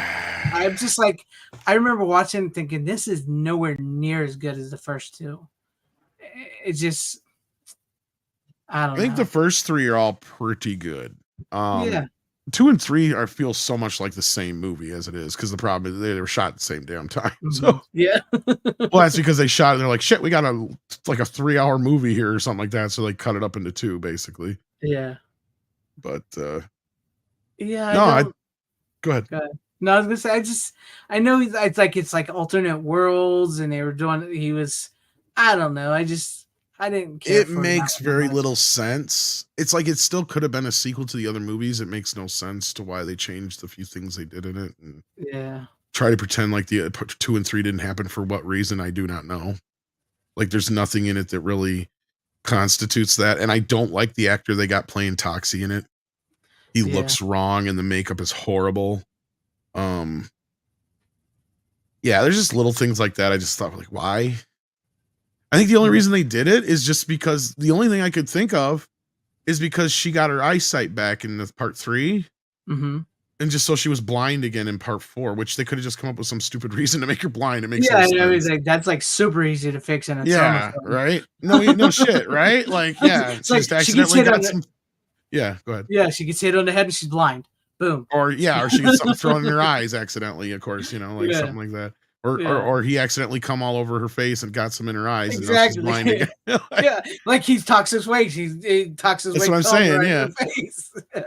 So I don't know. I've been meaning to pick that up, but I'll be honest with you, the price tag is why I'd wait and see if it goes down. It's MVD. I don't know what will, and I know they're kind of, but because it's like I paid less for Psycho and Superman than. They are a little do you have the Blu-rays? Yeah. Quality wise, I mean, you're definitely getting an upgrade, but as far as there's no new special features that I know of. So other than the intros, like he does intros again, like he always does, but this time he talks about them in 4K. So Bryant says they're supposed to be doing a Peter Dinklage remake. Yes, it's already done. You want to take that, Tom? Are you excited? I don't even know what I've seen of it. I'm not. No. Yeah, me neither. Because the first few movies are so good. I mean, not good. They're cheesy, fucking weird, batshit crazy, fucking nuts. James Gunn is in part 4, and he helped write it. So I mean, that's the thing that's weird about that one being so weird. It's like you'd think this one would have been much better considering James Gunn wrote the story or whatever. But and he has a pretty not huge role, but he's a decent sized role. He gets killed in it. It's just the thing with the Toxic Avengers movie, especially the first one, is like you should not like this movie. Like there's people running over kids in the movie and stuff, but it's something about those movies that are just, and you watch it and you can't help but enjoy the movie and think, like Thomas said, they're just batshit crazy. And it's just to see like Peter Dinklage taking on like I don't know. I just don't see a need for it. What if the rest of the cats are also midgets, or the cast is also midgets or something small? Well, they're technically not, but it kind of goes against the whole point of the story because it's about a nerd who turns into a massive, oversized, mutated beast. Yeah, basically, like that's kind of the whole point. Like that's even a joke in it. That's not the exact line, but they make that joke even up through the animated series. That's the funny thing. An R-rated movie like this, full of disgusting bullshit. And the 4th film is even though I think that came out after the animated show, which is even weirder that they even went that route. because you think they would have hearkened a little bit. Because what's weird is the animated series manages to basically be the same thing by just avoiding any of this, weird shit, like the adult shit. But it still manages to be the Toxic Avenger. Exactly. I mean, it's pretty much the same thing. Yeah. I mean, they give the whole story in the first episode or whatever. It's the exact same as the first movie and stuff. You're just like, okay, yeah. They pulled it off.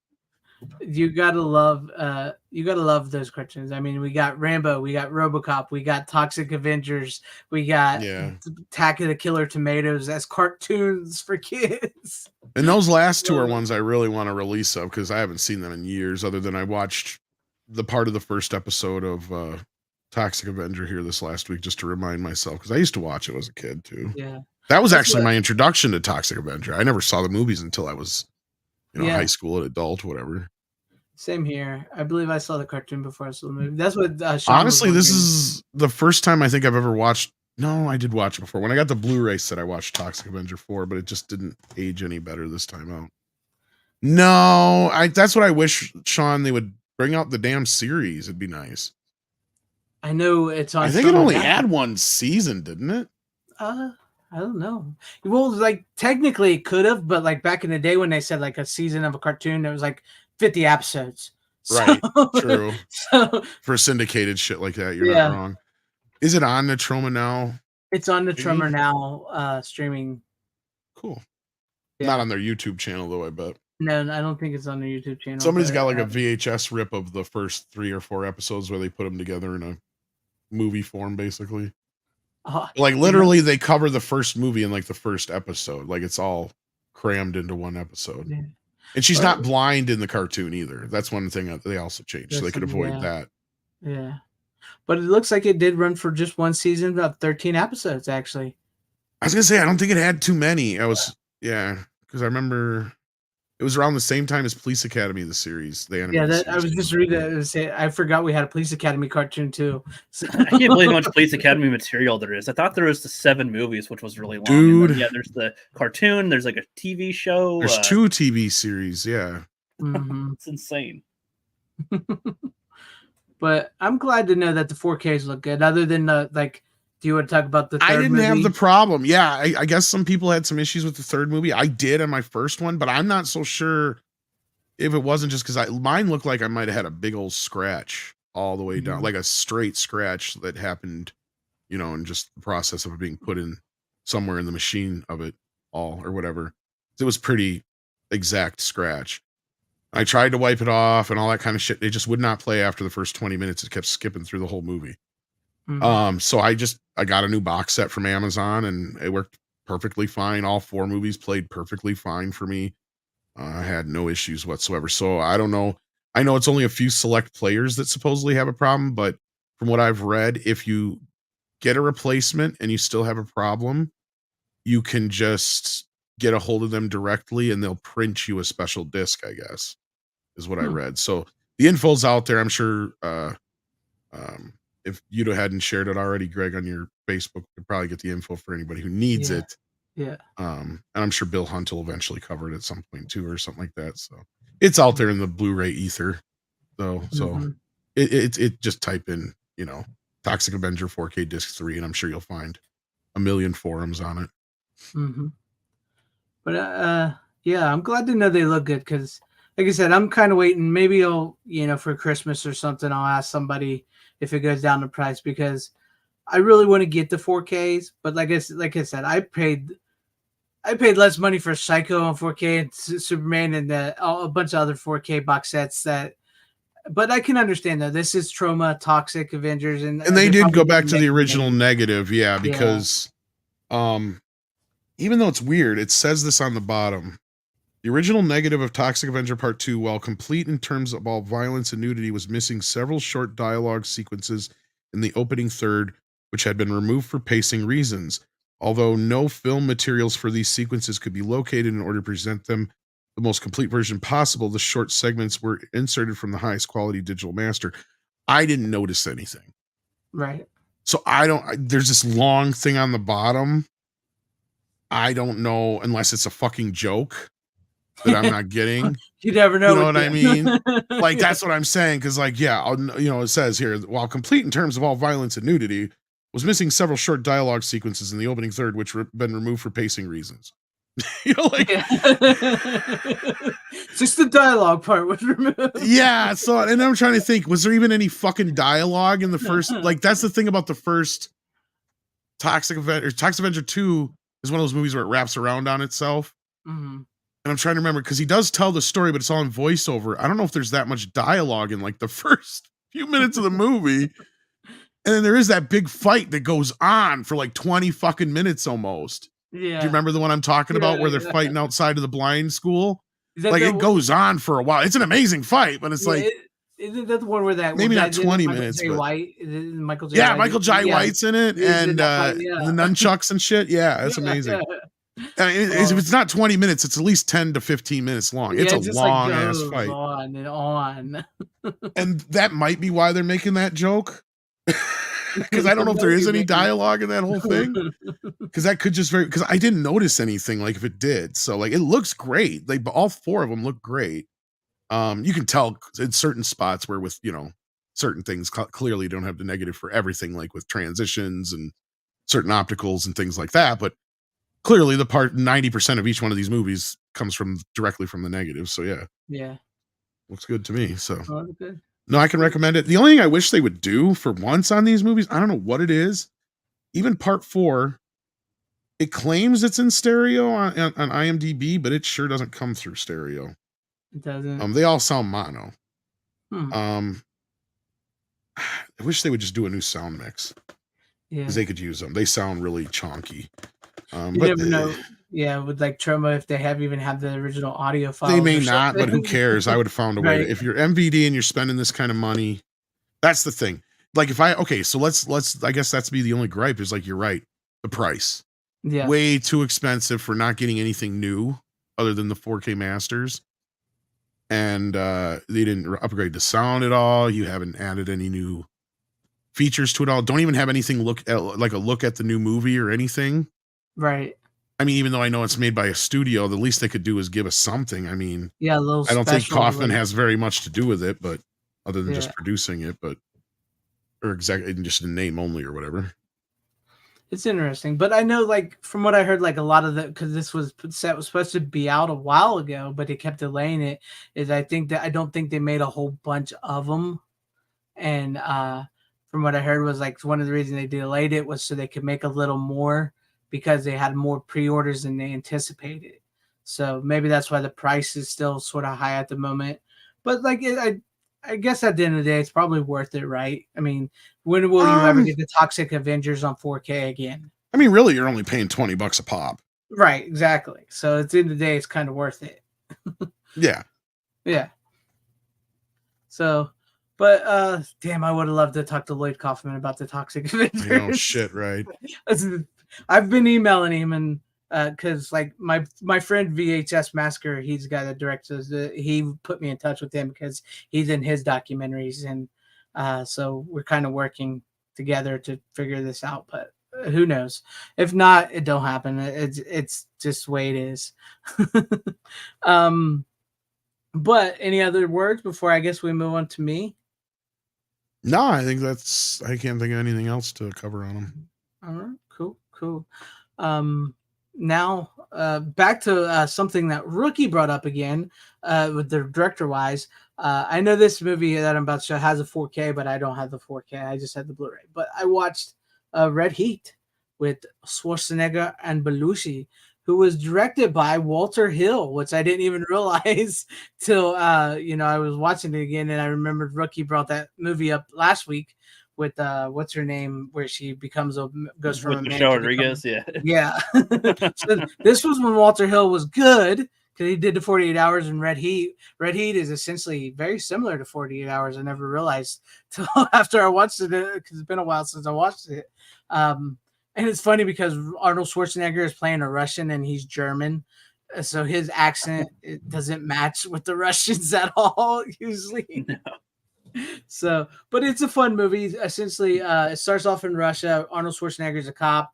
him and his partner tracking these like this sort of criminal organization type guys, and they kill his partner, and then they flee to America. And so Arnold goes to America to try to get the guy. And Jim Belushi is a Chicago police officer. He's over there. He's hunting the guy too, and they end up working together to hunt the guy down because that guy also kills Jim Belushi's partner.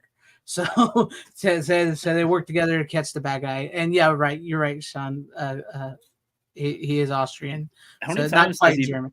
How many times has he played police officers in his movies? Actually, I would have to say it's probably less than we think. I know he's a Russian cop in this. Kindergarten Cop, I know he's a cop. There you go. There's 4. Like how's the 4K look? Yeah. Pretty good. He's also a cop in End of Days too, isn't he, as well? Yeah, I think he's a detective, New York detective. And of course, Last Action Hero. Yeah, Last Action Hero. Yeah. That's what I'm kind of saying. I'm like, there's at least 5 or so he's a cop in all these ones. Just yeah. Continue. Yeah. No, but yeah, I was wondering how that 4K looked because this is a 4K Studio Canal. I bet this is the same 4K transfer because it's done by Studio Canal. Because this Blu-ray looks great. And, probably. I have no idea when. Yeah. See, when did this come out? I'm trying to see. It's just, I love when they put the year the movie came out. That looks like the same Blu-ray I have in here. I mean, as far as the picture that's on your Blu-ray. Yeah. That's the same. Yeah, that's the exact same disc I got for the Blu-ray anyway. Yeah. But anyway, it's a good movie. I haven't watched this movie in years, and I was thinking about getting the 4K, but I thought, I have the Blu-ray sitting there, so I'll just pop in the Blu-ray instead of ordering the 4K and watching it. So, but it's got a pretty good cast. I mean, Jim Belushi is great in it. Arnold is great. I forgot what's her name. Gina Gershon was in it. I forgot she was in it, but she's small role. Peter Boyle is good as the cop, the chief of police or whatever he's supposed to be in Chicago. Oh, and Lawrence Fishburne, he's pretty cool in it. That's he typically playing the Lawrence Fishburne type role that he plays. But yeah, I don't know what else much to say about it is other than it's a buddy cop movie. East meets West, and it talks about the whole capitalism versus socialism type thing because Russia and America we're at the Cold War stage there at this time in the 80s, and so and it has a great line. I love the great line at the end of the movie. It's like we're not politicians. It's okay. We can like each other. So I like that line when Schwarzenegger tells Belushi that, because I'm Russian and you're American. It's okay. We're not politicians. We can actually like each other.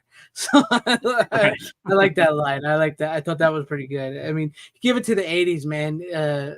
Even though they didn't slip in that messaging like they do now, but they did a nice little, like, they'll slip in something like that. And you're like, that's cool. Like even like Rocky 4 too, when Rocky began to go at it. Well, Rocky single-handedly ended the Cold War. Exactly. He's like, if you could change, and I could change, maybe we all could change. And that ended it. It was done. It was over. Arnold Schwarzenegger films seem to never be overly complex, but their simplicity is always fun. Like it's really hard. That's by design too. Yeah, and the reason is that way so they translate easily into other languages, and he's I was gonna say those must do great for foreign audiences because it's just huge. Yeah.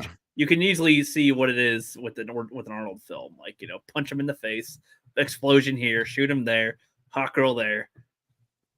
Oh, well, you got to love the way the Red Heat opens up. It opens up with a bunch of like big muscular dudes with their asses hanging out and a bunch of naked chicks in a hot tub. So that's I've yet to see Red Heat. It's funny. Like, I've seen a lot of Arnold films, but I've not heard of Red Heat. It's one of those ones. There's probably a whole bunch of his films I haven't seen yet, to be honest. He's in a lot. How many films do you guys think he's in? Is he in 100? Or less? Yeah. He's been in like 50, 60 movies easy. Maybe. I mean, he's done at least a movie almost every year, sometimes 2 a year, I think. Yeah, he did. I mean, he was doing pretty. I mean, back in the 80s, man, it was like Arnold, Stallone. That was your go-to movie guys. And then you had Charles Bronson on the downside doing the Cannon picks. It's a good time to be a movie fan, especially if you're action, horror, sci-fi. Dude, that's a great time. But yeah. If you want to watch a good Walter Hill movie, Rook, one that's not where a man becomes a woman and stuff, watch 48 Hours and Red Heat and stuff like that. Okay, yeah. Because some of the good hits. Weird shit. Yeah. I still can't believe Walter Hill made that movie because, like, I know, right? I can't get over that. I love bringing movies to you guys that you guys are like, what? And it's like, oh, that person's name is on it. You're like, no. He probably just needed a job. That's what I'm hoping. Yeah, some people just need money, right? You know, that's how that works. But yeah, it's a good movie, and I love the fact that the guy, the villain of the movie, because I was watching some of the special features here, the villain of this movie is not even Russian; he's an American, and he does a more convincing Russian accent than Arnold Schwarzenegger. And he said so many people, because he's a character actor, he said so many people when he would go in auditions, they said, "You're not Russian." Because like they seen him in this, and this was like the bad guys. It was his first big role, and people, the casting people said would kind of get down because he wasn't Russian, and then he ended up playing a Russian on a TV show. He said, and so he said when he dies, he wants written on his headstone he wasn't even Russian. So he wants on his headstone. So yeah, it's a pretty solid movie, but yeah, that's my final pick of the night. I know that was only 2 picks, but it was rough this week. The kids were off school because of elections. So they had and teachers like to take 2 days for that. So I didn't get a lot watched. I've been busy too, and I've been trying to get things together stuff. But Tom, before we get to you, Tom, because Tom has one more pick, we did get another super chat here from Ace Hanlon for $2. Says, ever watch Copland? Very underrated Stallone movie. Yes, I've seen Copland, and I do like Copland. I think it is a very underrated Stallone movie. I wouldn't say it's one of his best, but it is one of his more serious ones that I don't mind. I think it's a pretty solid movie. So yeah. Is Ray Liotta in that one too? Do you remember? I think so. Yeah, it's not a bad movie. I had a lot of donuts. Yeah, he was got a big old gut in that movie, which is, it's still weird because he's still got like arms and stuff, but he's walking around with the gut. So I was like, I'll get fat, but I ain't giving up the guns. Right. Yeah. But thank you, Ace, for the $2 super chat. I appreciate that. For that, I'll give you this. Sure. I have to return some videotapes. Excuse me while I go return some videotapes. But anyways, to you, Tom, what's your final pick of the night? Well, it was kind of an interesting week or two for fans of RoboCop. We got 2 things dropped on us here in the last couple weeks. One was amazing, and I loved it. The other, not so much. And I know popular opinion's not going to be with me so much on the one, so we'll start with the good.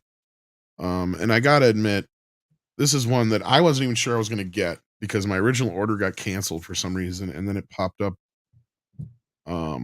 again because I went to try and order it again, and then it was unavailable, and then it popped up again as available. I was like, what the fuck? And I ordered again, no problem. They got here finally, and I prefer the steelbook, so if you can get your hands on this one, it's amazing because the other cover looks like cool. Shit. I cannot recommend that cover. It looks like garbage. The regular one does. This cover looks amazing. You get a nice shot on the back here, and it just shines, like I said. Inside's a little meh. Yeah. This is the 4+ hour documentary that was recently on Screenbox, all collected with some special features. One of the most extensive and this is a movie that I've been waiting for years, because I remember the original trailer dropped years ago.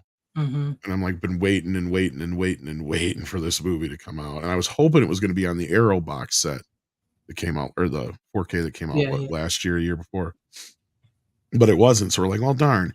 And then I think it was late last year, we heard it was coming to Screenbox. So yeah, they cut it up into 4 parts, and here we go.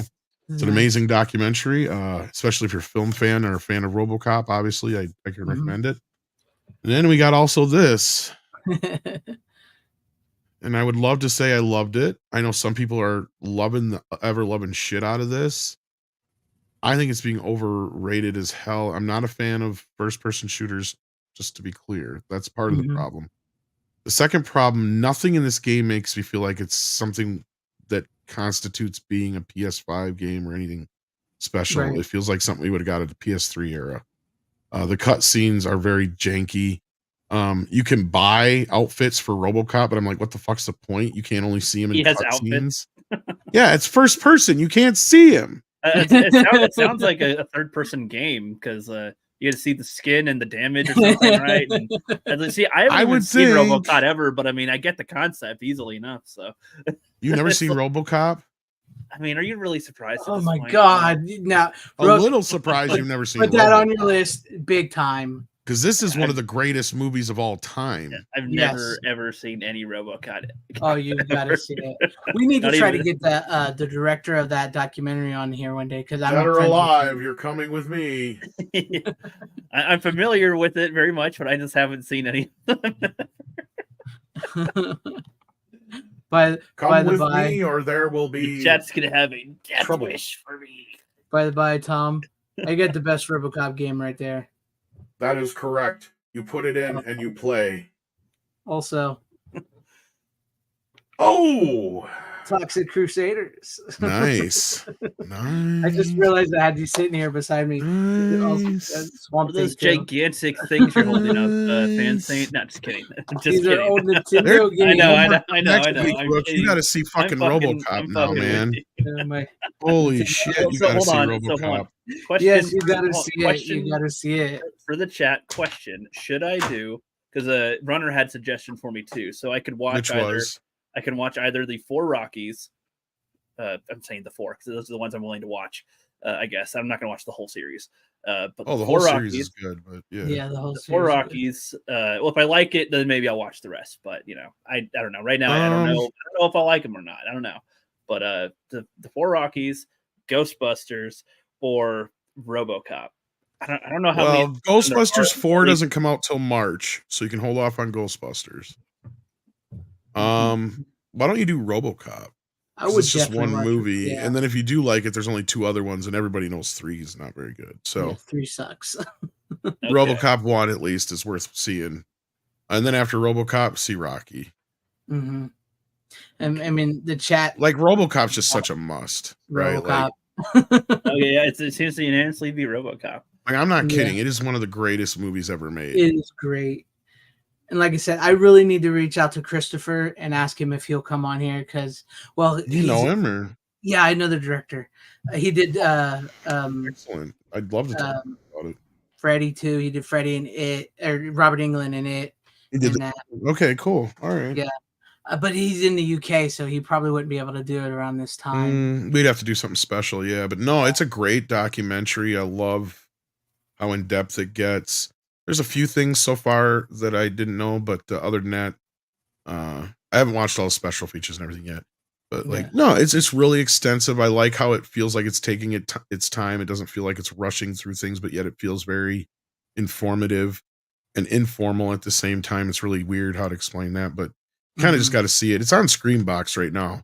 Yeah, but I can't recommend it enough. It's a great making of. Pays such loving homage to the movie and has just about everybody who's alive still, interviews with. Get some great stuff with Peter Weller. Just get into his mind. And just things that are amazing to hear about the movie and how it came to be, and just the making of it in general, and how Peter Weller went through 6 months of training with a mime artist. And he gets the suit on and he's like, the fucking suit don't fit right. And he's like freaking the fuck out and everything's going. He almost got fired because of it all. And, shit like that. Just some craziness. Yeah. Just all the cool little stories about behind the scenes and everything. I got to get that steelbook. I was actually at Walmart again today because they have a new steelbook section. And a lot of the steelbooks are some of the ones that they used to have at Best Buy that were Best Buy exclusives. And the RoboCop has been sold out both times I've been there. That's what I mean. I don't know what the fuck's going on with it. You're gonna probably have to try and get it off the website. Yeah. I think something happened with the first order. I think they got delayed by a week. I don't know what the fuck happened. Yeah. Because my order got canceled and I couldn't get an answer as to why. Right? And I looked everywhere, and I even put a post up, and not a single person responded to it asking, did anybody get their Steelbook of RoboDoc? Mm-hmm. Nobody answered it. I even went on eBay to see if anybody was selling any yet, and I didn't see any. So I was thinking, okay, something happened somewhere, and they canceled all the orders, and then they reset it up or something, because all of a sudden it was like I couldn't order it. And then all of a sudden it popped up as like I just happened to keep checking back, and the third time I checked back, I could order it. It came up as available or whatever, and I quickly ordered it, and I got one, luckily. And yeah, so again, I guess just keep checking. Yeah. I don't know how scarce they are or what happened with the orders. Maybe they oversold their stock or something. Maybe a shipment was way late. I don't know.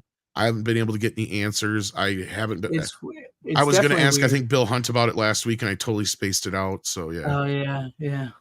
It is. I'll be honest. It's kind of weird because usually Walmart has those sitting there. And this is worth the hunt, man. I mean, this cover I want that. I want that so bad. I would like this just for the fucking movie, man. Like, right? It looks awesome.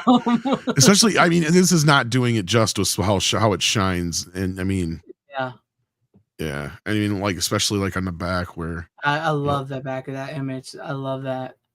That looks awesome. And the steel in the bullet, like almost looks real there. Because of the way it. Yeah. Oh, that's awesome. Yeah, like I said, the inside leaves a little bit to be desired. Yeah. Like seriously, there's like nothing over on this side at all, and then a couple of pictures over here. Yeah. And I took the hype sticker and just stuck it inside. That was my other complaint. Hype sticker was on the outside on this thing. Should have been on the plastic. Same thing with the same problem we had. Oh, with the Freddie England one. Yeah. Yeah. At least the hype sticker came off a little easier than the barcode did. The barcode, and this one wasn't as sticky. Yeah. But all you guys got to do, if you're anybody's listening out there, just find that kind of stuff that doesn't stick so harshly, then it's not such a big deal. Or just put it on the fucking like plastic. One of those little pill stickers real quick where it don't leave the residue. Is that what they're called? Pill stickers? I don't know. I don't know what they're called, but there is a type of sticker where it's not as adhesive, right? Like they put them on. They put them on. It's why I used to freak out, but now not so much. Like when you'd get like a movie with a slip cover, and I'm sure this one probably even had one on it when I got it, like a Walmart one, and those just come right off. You know, Or Best Buy has the same kind of thing where they just come right off. Yeah. Night Brian Barth, thank you for hanging with us this night. But yeah, I've been wanting to get that. Typically I would have ordered it from Walmart, but then I saw you post that, and that's why I never did. And I went to Walmart twice looking for it, and it's not there. But they got a bunch of new steelbooks. They got the Reservoir Dogs steelbook with the ear. They got the Highlander steelbooks. They got a bunch of new 4K steelbooks. So I was kind of surprised over that, seeing them there. But then like the RoboCop's nothing. Not even, they don't even have the regular Blu-ray, just with the. I can get it right. It's available now. It's up now. Okay, so I'm 25. That. Oh no, RoboCop. I mean is. Yeah. Or RoboDoc, I should say. Here's the link. Yeah. Unless, I don't know if you'll be able to get it near you. You might have to actually order it. So. Yeah, I'm okay. See, it even says here I bought it 2 times, but I never got it my first time. They canceled my order. It even said it was like, your order has been canceled. We are sorry, blah, blah, blah, blah. Like, that didn't give me any other explanation. That's weird. And then, like, you couldn't find it. Like, you went on there and, like you said, it was gone. And I think they created no, it had to be the same one, or it wouldn't say bought 2 times. But like you said, it couldn't get it. Now I can add to cart or buy now. It'll ship. Let me see if it's anywhere near me right now. No, not anywhere near me. So yeah, you might have a hard time finding it in any stores. Yeah, I don't think I'm going to. If it's and I think that one might ship without charging you shipping, because it's weird how Walmart works. If it's one of their exclusive deals or some of their stuff, they'll ship it without charging you. But otherwise, then you got to get like $35 worth of stuff to get free shipping, or be a part of their Walmart club thing or whatever you call it. Yeah. I think that's when they shipped right out to me, no charge. Because I think that's one of their exclusive deals. So they do that one. Because I did the same thing with the Robert Englund one. I didn't have to pay for it. The shipping, it just shipped right out as is. Well, I got the Robert Englund one, like no problem. It was $20, boom. I was here. It was like here. Well, and that one's in a lot less demand than something RoboCop. I know the RoboCop. That's the thing is people have been having a hard time finding this game. I found out too. So. Oh really? Yeah. Let's see. That tells you the testament of how awesome RoboCop. Oh, RoboCop is fucking still pretty popular. Exactly. It's a bad Rook. I think you. I really hope you would enjoy that because you're gonna be like, why didn't I see this movie sooner? It is an amazing movie. It's a movie that's way ahead of its fucking time. We can't even hype it up enough. It's that cool. And it is so lasered. Look, RoboCop shoots a dude in the dick. Yeah, right. He does. Okay. Well, I guess I'll order it now so that I can have watched it by next week, and then we shall see. I wish we lived closer because I literally have more than enough copies I could give you. Like, this is what sucks because, like, just for me to ship it, it'd probably be cheaper for me to buy it from Amazon and have it shipped to you, right? Than it would for me to have it shipped to you myself. It's insane with shipping stuff sometimes. Ridiculous. But if you have a hard time or if it's like so much, let me know. I think I can get it for you pretty cheap and just have it shipped through for Amazon. My treat. I appreciate that. I mean, this one seems it's like $10 for the Blu-ray. Yeah, I was gonna say you can probably find it pretty cheap. Just gonna do the one, just RoboCop 1. If I there is like a 3-pack that actually is pretty cheap. I don't know if you can still get it or not. Let me see. Because like I think I remember you can get the whole 3 of them for fucking $10. Yeah, but the first one's the best. A lot of people, are contentious on 2. I don't mind 2 personally, but 3 is 2 has gained a lot of ground in the last few years. A lot of people have come around to 2. I've never really had a problem with part 2, but some people did when it first came out. Yeah, and then 3, everybody is pretty much in consensus that it sucks. So Chain. But I think Rook definitely watch part 1. No, I guess the trilogy's out of print. It looks like you can only get it imported now. So yeah, I guess you can only get that's okay. Or you get the DVD, and it's still more expensive. It's like $17.97 for the DVD trilogy. Ugh. Your local Walmart or check. Yeah, that's another one too. If you have any local like resale shops, I do have a Walmart, but they typically don't have. They might have the trilogy. They might not. I feel like they don't have. They sometimes have some ones like this around in a bin, maybe, but like. I don't know. Okay, yeah. Here's one for now. They actually have it for $20 for the trilogy here. On It's okay. I just purchased my order for the RoboCop $10 Blu-ray. So all right. By next week, that'll be my. Even though we just talked about RoboCop this week, you'll get my opinion on it next time. No, that's fine. I'll rewatch it again. I'll fucking watch RoboCop anytime. Yeah, I don't have the 4K yet though, but I could rewatch it and bring mine on. Okay. I've been meaning to get the 4K forever. It's just I get lazy sometimes. So okay, I'll try it. So I'll watch RoboCop and I'll rewatch Ghostbusters by next week, and then I'll see what. I also found Top Gun. By the way, I was just waiting while you were talking. I was going through my NES. Swamp Thing. Yes, I don't know if I've ever seen the Swamp Thing game before. Yeah, I was just going Top Gun is notoriously one of the fucking most hated games ever because you can never land that fucking plane. It's so stupid. I don't know. I was just looking through because while I was talking, I was looking at my games here that I had. It's fun until you got to land on the aircraft carrier. Then it sucks. Yeah, it is no fun. My cousin was one of those that could get it every fucking time. And I'm like, you dirty little bastard, because like I could never get it. And it's funny because it's in the Angry Video. That's what I loved about that Angry Video Game Nerd episode. If you haven't seen it, he makes fun of the fact that aircraft carrier is fucking impossible. Oh, he speaking of which, he has a really good RoboCop review. So yeah, should check that out too. Oh yeah, there's plenty of RoboCop games, and look, I get it. Most people like the game, and then some people are like, "Well, they've given me tons of excuses," and I understand them. But at the same time, I'm like, "Okay, it's made by a AA company and not a AAA company. Well, then why is it $60?" Right. You know, I use the Back to the Future game as an example. Telltale Games did it. Yeah, the gameplay sucks, but the story is great. Okay, well, guess what? I only paid $20 for that game. Right. There's a big difference between $20 and $60, right? Oh, yeah. I mean, 40 I think would have been a better landing for this game. If I paid 40 for this, got home what I got, I'd have been like, okay, it is what it is. I'm not going to complain. My personal problems aside, that's where I'm saying it, because the animations are janky as fuck. I had to reset the game once because every time it would cut between a shot, everything would get digitized one time or another. So it needs some patches already. Now, if they patch this and gave it a third-person view, that'd be great, but I don't think that's something they can just do like that. So I get it. There's It's some hacker that could do it easily. I'm sure some hacker could on a PC, yeah.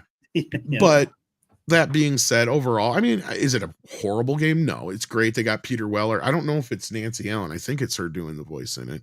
It takes place between RoboCop 2 and 3. So far, I mean, I like certain elements of it, but it has that video game problem with it where people are like, well, just watch the cutscenes then online. It's like, well, then I'd rather just have another movie. Exactly. So what you're telling me is this is the real RoboCop 3 the way it should have been, but if we got to play it in game form and just watch cutscenes. RoboCop 2.5, yeah. But that's cool. I definitely going to buy me the RoboDoc, and maybe there's so many people I've been meaning to reach out to. Unless you really like first-person games, though, I'd wait till the game goes down in price. See, the thing is, I don't play games, so that's the other problem. I'm not a good gamer, so don't take my review as like any experienced gamer / professional review. Like, is it like you want to know how far my gaming is? I mean, I have a Nintendo and I have an Xbox 360. That's it. That's all I Since we're only at the 2-hour mark and we're going to end here soon anyway, I do have one more physical media thing just to show the importance of physical media. All right, go ahead. And it's the only thing from Indiana Jones and the Dial of Destiny I will ever own. Did you get that? It's worth $400 right now on eBay because my buddy Michael of Retro Blasting got me a hack. He figured out, because it was so limited, they only had so many they were printing, but he figured out a hack to where you could still order it even though you weren't supposed to be able to. And I'm surprised I got it in the mail today. Nice. It could very well be the very last soundtrack that John Williams ever does on CD. And the relevance is they did such a limited run of the CD. It's already going for a couple $100 or more, like $200, $300, $400 on eBay because it was so fucking limited. Yeah. They screwed a lot of people over on that. They did. Yeah. So thank you, Michael. I haven't even opened it yet. I don't know if I ever will. I have files already, so fuck it. He's like, sit on it, sell it in a couple of years when it's worth $1,000. Yeah, keep it wrapped and ready to go. That's good. Sean wants to know how you hack it. It was, I don't even know how he did it. I am not a techie person. I call it a hack because he literally just said, you go to this link and you add 1 to the thing and you do this and you go to your cart and it's there. And then you check out. He goes, I don't know if they'll let them go through, but it's working as far as an order, and it went through on my end. So I'm like, all right, well, next thing you know, boom, here it is. So nice. Yeah. This was months ago though when I made the order. It was back in July. So I was like, I kind of half-assed I thought I wasn't gonna get it. I'm like, right. I don't know. They figured out what people did, and anybody who ordered it that way is not gonna get it. But no, I got it. I'm surprised. So that, or they're gonna end up doing what they'll end up doing is probably dropping it at some point. So I should probably sell it now. Yeah, you never know. But yes, that is, I know some people were getting a little like, why would you want that? Dial of Destiny sucks. Well, yeah, the movie sucked, but John Williams' score is fantastic. And it could be his very last one. Yeah, and it could be. That's like you said, the importance of physical media. It's because we talk, like I've said here, it's not just Blu-rays, DVDs, 4Ks. It's things like CDs and vinyl and books and comics that you can actually hold in your hand, and that is something that is very important in the world of physical media because Disney screwed a lot of people out of that. And like Tom said and stuff, this could be very well his last I forgot his name there for a minute, but it could be his last composing ever. So it's Scott Hughes is explaining it better than I did the hack. It's a backdoor more than a hack. Yeah. It was a backdoor to the cart. The number was the item number. Yeah, so he gave me the item number, and then if you went through the front end of the site, you couldn't get to the item. So like, yeah, he showed me how to do it, and I did it. And it worked. Yeah, that's awesome. I'm sure they figured it out after so many people did so many. Yeah, they're They probably cut it off by now or whatever it is. They fixed it. Oh yeah, this was months ago. Or I would have told more people, but I'm sure there was YouTube videos too that somebody figured it out, but yeah, probably too late now. But yeah. But that's a good picks. I mean, we ended up getting more Altam than we expected. Well, I do have one thing if I really wanted to show it that wouldn't take more than a few minutes. But again, like I don't know how much. No, that's fine. Give me 2 seconds to go grab it. Yeah, go as long as it doesn't take a full hour, we're good, right? Yeah, we're good. I'll just while we're here, I'll show off since this is physical media too. I'm trying to get all this out because I had to sit here. While we're waiting. Well, this one's not going to be as cool as the Indiana Jones, actually, because I doubt you two are as big of fans. But this is really an end of an era here. Oh yeah, is that the Beatles thing? The last Beatles song, yeah, and this is the Target exclusive version. I was actually kind of impressed with how good it looks because they actually put it on a full size single, so it should run at 45 RPM, so it should sound really good. But it's the red. I do like Target that red exclusive. Yeah, I do like that. Yeah, it shines. Oh man, I love watching them press those vinyls. Have you seen how they do those? I love how I love watching. I'm not the biggest vinyl fan, but like especially of ones that are multicolored. But when they're solid color like this, they're better because less imperfections that fuck with the sound. I really got this mainly just for the collector part of it because I guess I was wanting a digital version of it, right? And they are putting it on the new version of the greatest hits. So it's going to be on the CD. Yeah, but I do like that vinyl. I mean, I'm not the hugest vinyl fan either, but I do like to give me a good vinyl every once in a while. That's pretty cool, though. It has the "Love Me Do" on it as well. Yeah. Gee, they sure made some gosh darn big DVD players back in the day. Should have used the laser disc, Rook. Have you ever seen a laser disc? I mean, I want to say I have, but I can't think of a laser disc specifically. I've seen vinyl, of course, I've seen records, but I don't know what to think of when I think of a laser disc. Laser disc was in between VHS and DVD, and it's like a giant DVD. Actually, laser disc predates VHS. Most people don't know that. Oh, does it really? See, I always thought it went into production ahead of time, but yeah, because like 78 is when they dropped it on the world. But technically, it was kind of in the works way before that. But you also had CED, not to be confused with Laserdisc. And CED is literally a record inside of a caddy. To where Laserdisc is more like a CD, although it is an analog signal. So, but it is on a disc. So it was a much better signal. It's almost as good as DVD. It was like 380 resolution, I think. It was something like that, right? It's just under 480p, yeah. Yeah. They made a lot of funky things in the 90s, didn't they, to try to hold things for storage on, like for movies, music, and whatnot. Yeah, there you go. There's a laser disc. You had to flip that bitch. Oh, wow. Yep, you have to flip it halfway through. And if it was more than 2 hours, you had to add another disc usually. Oh my god. Wow. I shit you not, all the Star Wars movies are on 3 discs. Mm-hmm. Or 2 discs, I mean. That's insane.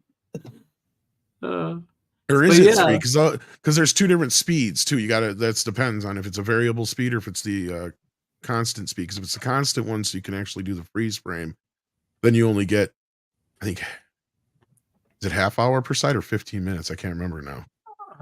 Somebody in the chat might remember. Yeah, but like Jurassic Park and stuff where they did special box sets and Terminator 2 where they're all in the, like I remember my buddy's Terminator 2 extended edition set was like fucking 5 discs or something like that. It was 4 or 5 discs. It was at a huge fucking like, like record sized thing. But then it was like that thick, like a book. Because then you popped off the top and all the discs laid on top of each other. Yeah. It was insane. I feel sorry for her as well as jealous in a way that you guys kind of come from an area where there was the different versions of like even the movies or music, and then they have the newer versions for things like because you guys probably had collections for a whole bunch of the things, and they switch over to VHS, and they switch over to DVD, they switch over to Blu-ray. Well, Laserdisc, unless you were rich stuff. back in the day, like Laserdisc was really expensive to get the hardware. The software was not so expensive, right? Like a player for a Laserdisc player was like shit with inflation, probably around the $2,000, I would say, because you're looking at about $1,000 then almost. So just it would even be more than that. But the discs, no, the discs on the other hand, whereas a brand new VHS rental disc or rental tape would cost you like $80 or $30 for a new one or whatever, like if it was sell through. You usually get laser discs if they were just standard releases, nothing special, no bells and whistles. On a laser disc, you could get right away out the door, same price as any sell through tape, even for titles that were like $80 on VHS, right? So it was kind of the model they used for DVD, but DVD took off in a way that Laserdiscs never did, because they had just as many DVD players in the household in half the time or a third of the time that they did as VHS, and Laserdisc never penetrated more than I think 25% of the market at its height. Yeah, and even that I think is a little liberal. I think it was even like 18% maybe at most. It's like how much could people afford to get this thing, and how much space do they have for this? It was a very niche market, yeah. Laserdisc was like full on niche collectible market. So, but that's where the Criterion collection came from. Mm-hmm. Companies that preceded Shout Factory and Arrow and stuff like that were kind of rooted in the Laserdisc, and then sprouted up through DVD and were bought out by various companies, or people left one company and started up another, like Rhino and stuff like that. Eventually you were kind of attached to Shout and all. Like it all just kind of became Anchor Bay. Those guys kind of all went off to do it. It just kind of was an industry where these little companies then became these boutique companies now. But it's kind of neat because it's all kind of come full circle again in a weird way. Yeah, it's all kind of started back to us. Yeah. It's interesting. I think it's a great time to be a physical media collector, especially with all these boutique labels and everything. It's a lot like it was in the early days of DVD because and somewhat Laserdisc because like the studios are barely releasing shit, right? And that's kind of the way it was. Like you're barely lucky to get a VHS or a Laserdisc out of some movies, but then don't even think about getting a special edition of anything. Right? Like that's basically the way it is now, unless some other boutique company come along and did it, like Criterion or something like that. And that's kind of where we're at now. And we have more of those companies now, and that's kind of what Bill was saying on Saturday. More of those kind of companies now than we ever did back then, even. So it's even kind of more. I mean, we gripe about it and just the idea. So that part's bad, but at the same time, we got those people going, "Oh well, physical media is dead." Like, how? I feel like in a way, I mean, coming from me, even like I'm finding even more of an appreciation for physical media because like I was of the mindset when Netflix was becoming more popular with streaming. I was like, wow, I can just watch a whole bunch of stuff on here, even though at the time they didn't even have so many titles on there yet. But I was starting to, but I could rent the DVDs or something. And then once the streaming library was more available, I dropped the DVD thing at one point, and then quite often I'd have things in my list, and then I'd go to watch them, and they're gone. And I was like, what was that? And then I was like, okay.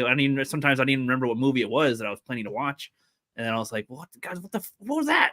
I was gonna watch something that caught my eye, and then I wasn't able to watch it, and it just like disappears off your thing altogether. It doesn't even say what was there before or something, and so that was like disappointing. With the I think more people are coming around to that, not just your stuff that's kind of gone, but like your the versions of things too, because I think even Justin pointed out that they had a version of Back to the Future on Netflix that had the ooh la la scene cut out or something, or like cuts weird, and I was like, wait, they can have the wrong versions up there, and then what was it? Not the long wind. What am I talking about?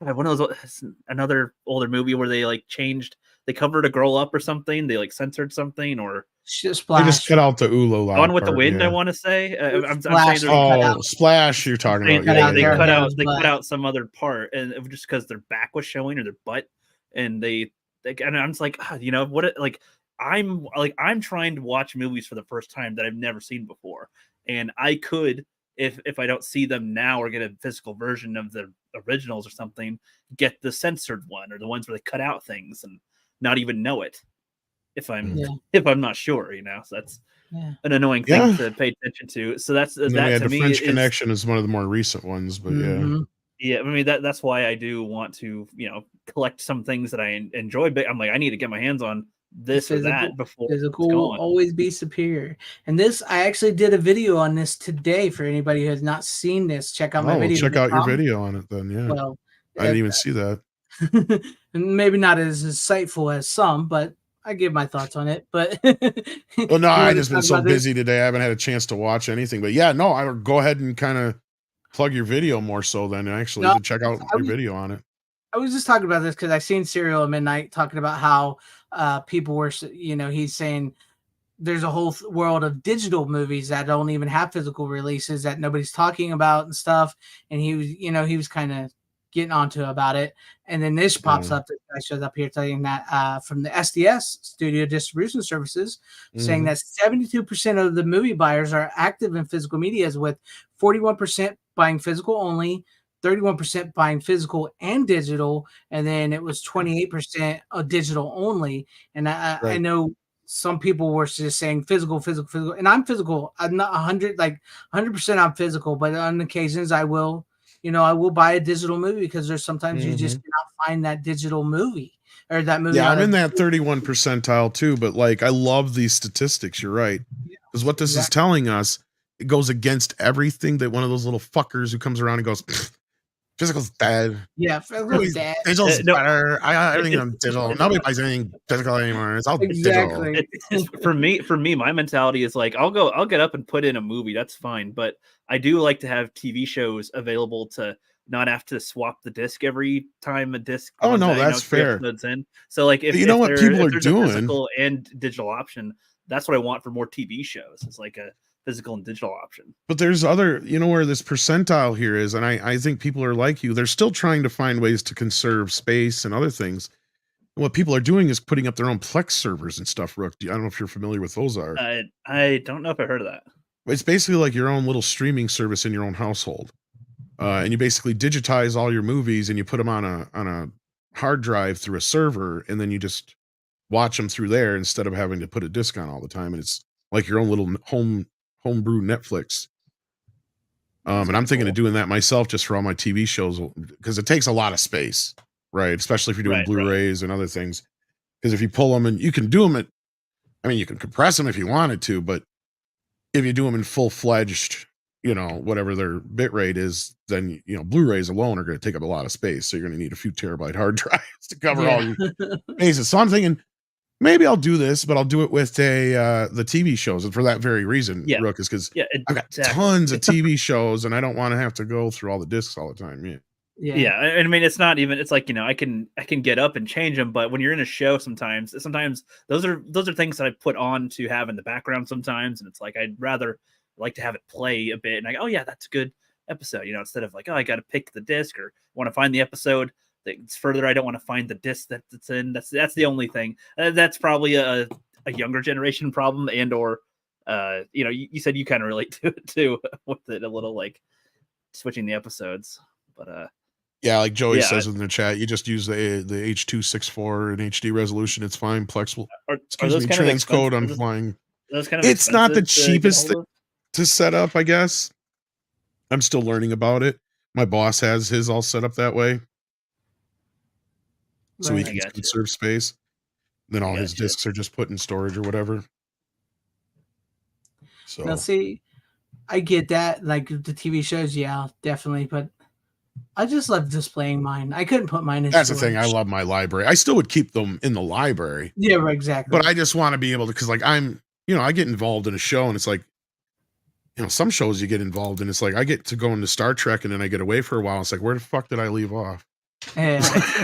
Sometimes I did that because when I was watching Smallville, when I was getting all the DVDs. Was it disc 6 or 7 or was it 8? Shit. Yeah.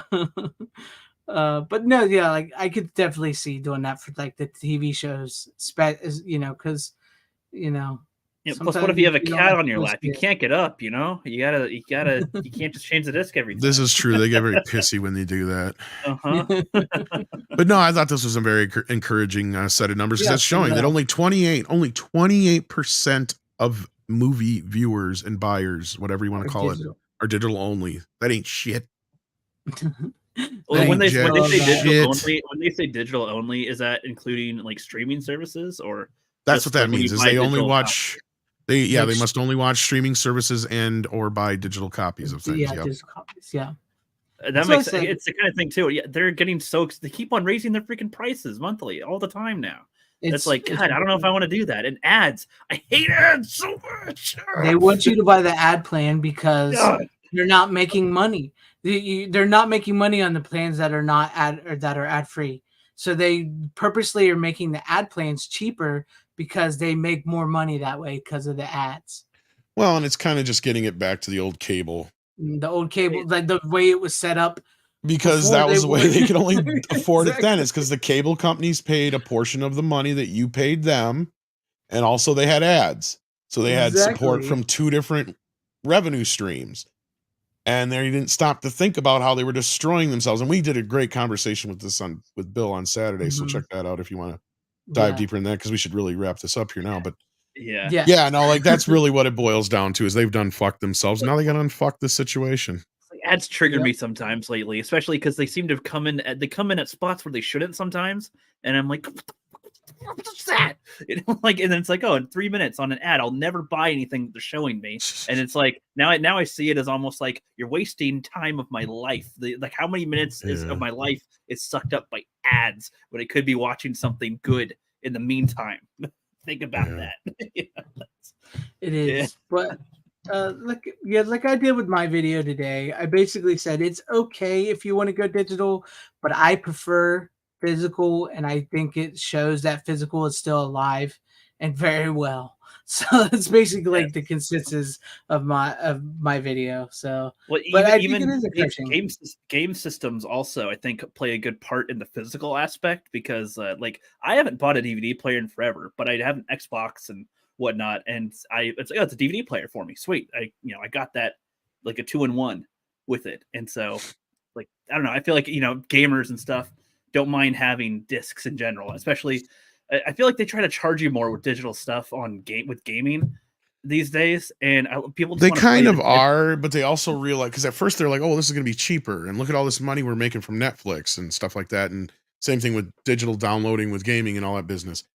Yeah, but sure, you don't have to pay for the discs and all that kind of stuff. They didn't stop to think about the overhead costs of storage, and how much it was going to cost to deal with a lot of that kind of shit. Yeah, they just don't think about these things. They don't. No, they don't. But great conversation tonight. We went actually longer than we were planning, because we were planning on doing a short show. I didn't really expect to drag it out that much longer. I know, but we had a great conversation on physical media. That's why I love these conversations, guys. And great stuff that you showed. But yeah, anything you guys want to say before we close it out? Yeah, look forward to next week. I will have rewatched Ghostbusters, and we'll watch for the first time RoboCop. I'm giving ahead what my picks will be. I might have a third pick of something I've already seen before, but those will be my picks for next week. There you go. All right, there you go. Well, I look forward to hearing your thoughts, and I'm hoping that the audience doesn't turn on you. Yeah, they might have another lynch mob after me, but we'll see. We'll see. I'm pretty confident. I think you're gonna like RoboCop. Oh yeah, RoboCop's gonna blow him out of the water. I'm excited. I may have to watch for my version of RoboCop just to bring it on as well. Can you fly, Bobby? Fly, Bobby. You burnt the money. You burnt the fucking money. It's as good as marked. See, here's the problem. Cops don't like me. And I don't much like cops. Does it hurt? Does it hurt? Does it hurt? With all that being said, thank you, Rook. Thank you, Tom. Thank you to everybody hanging with us in chat. Everybody watching there. Guns. And speaking of RoboCop, as I like to close out my show, you don't have to go Here home. we go. Can't stay here. And this is directly from the movie. How you doing? Bitches leave.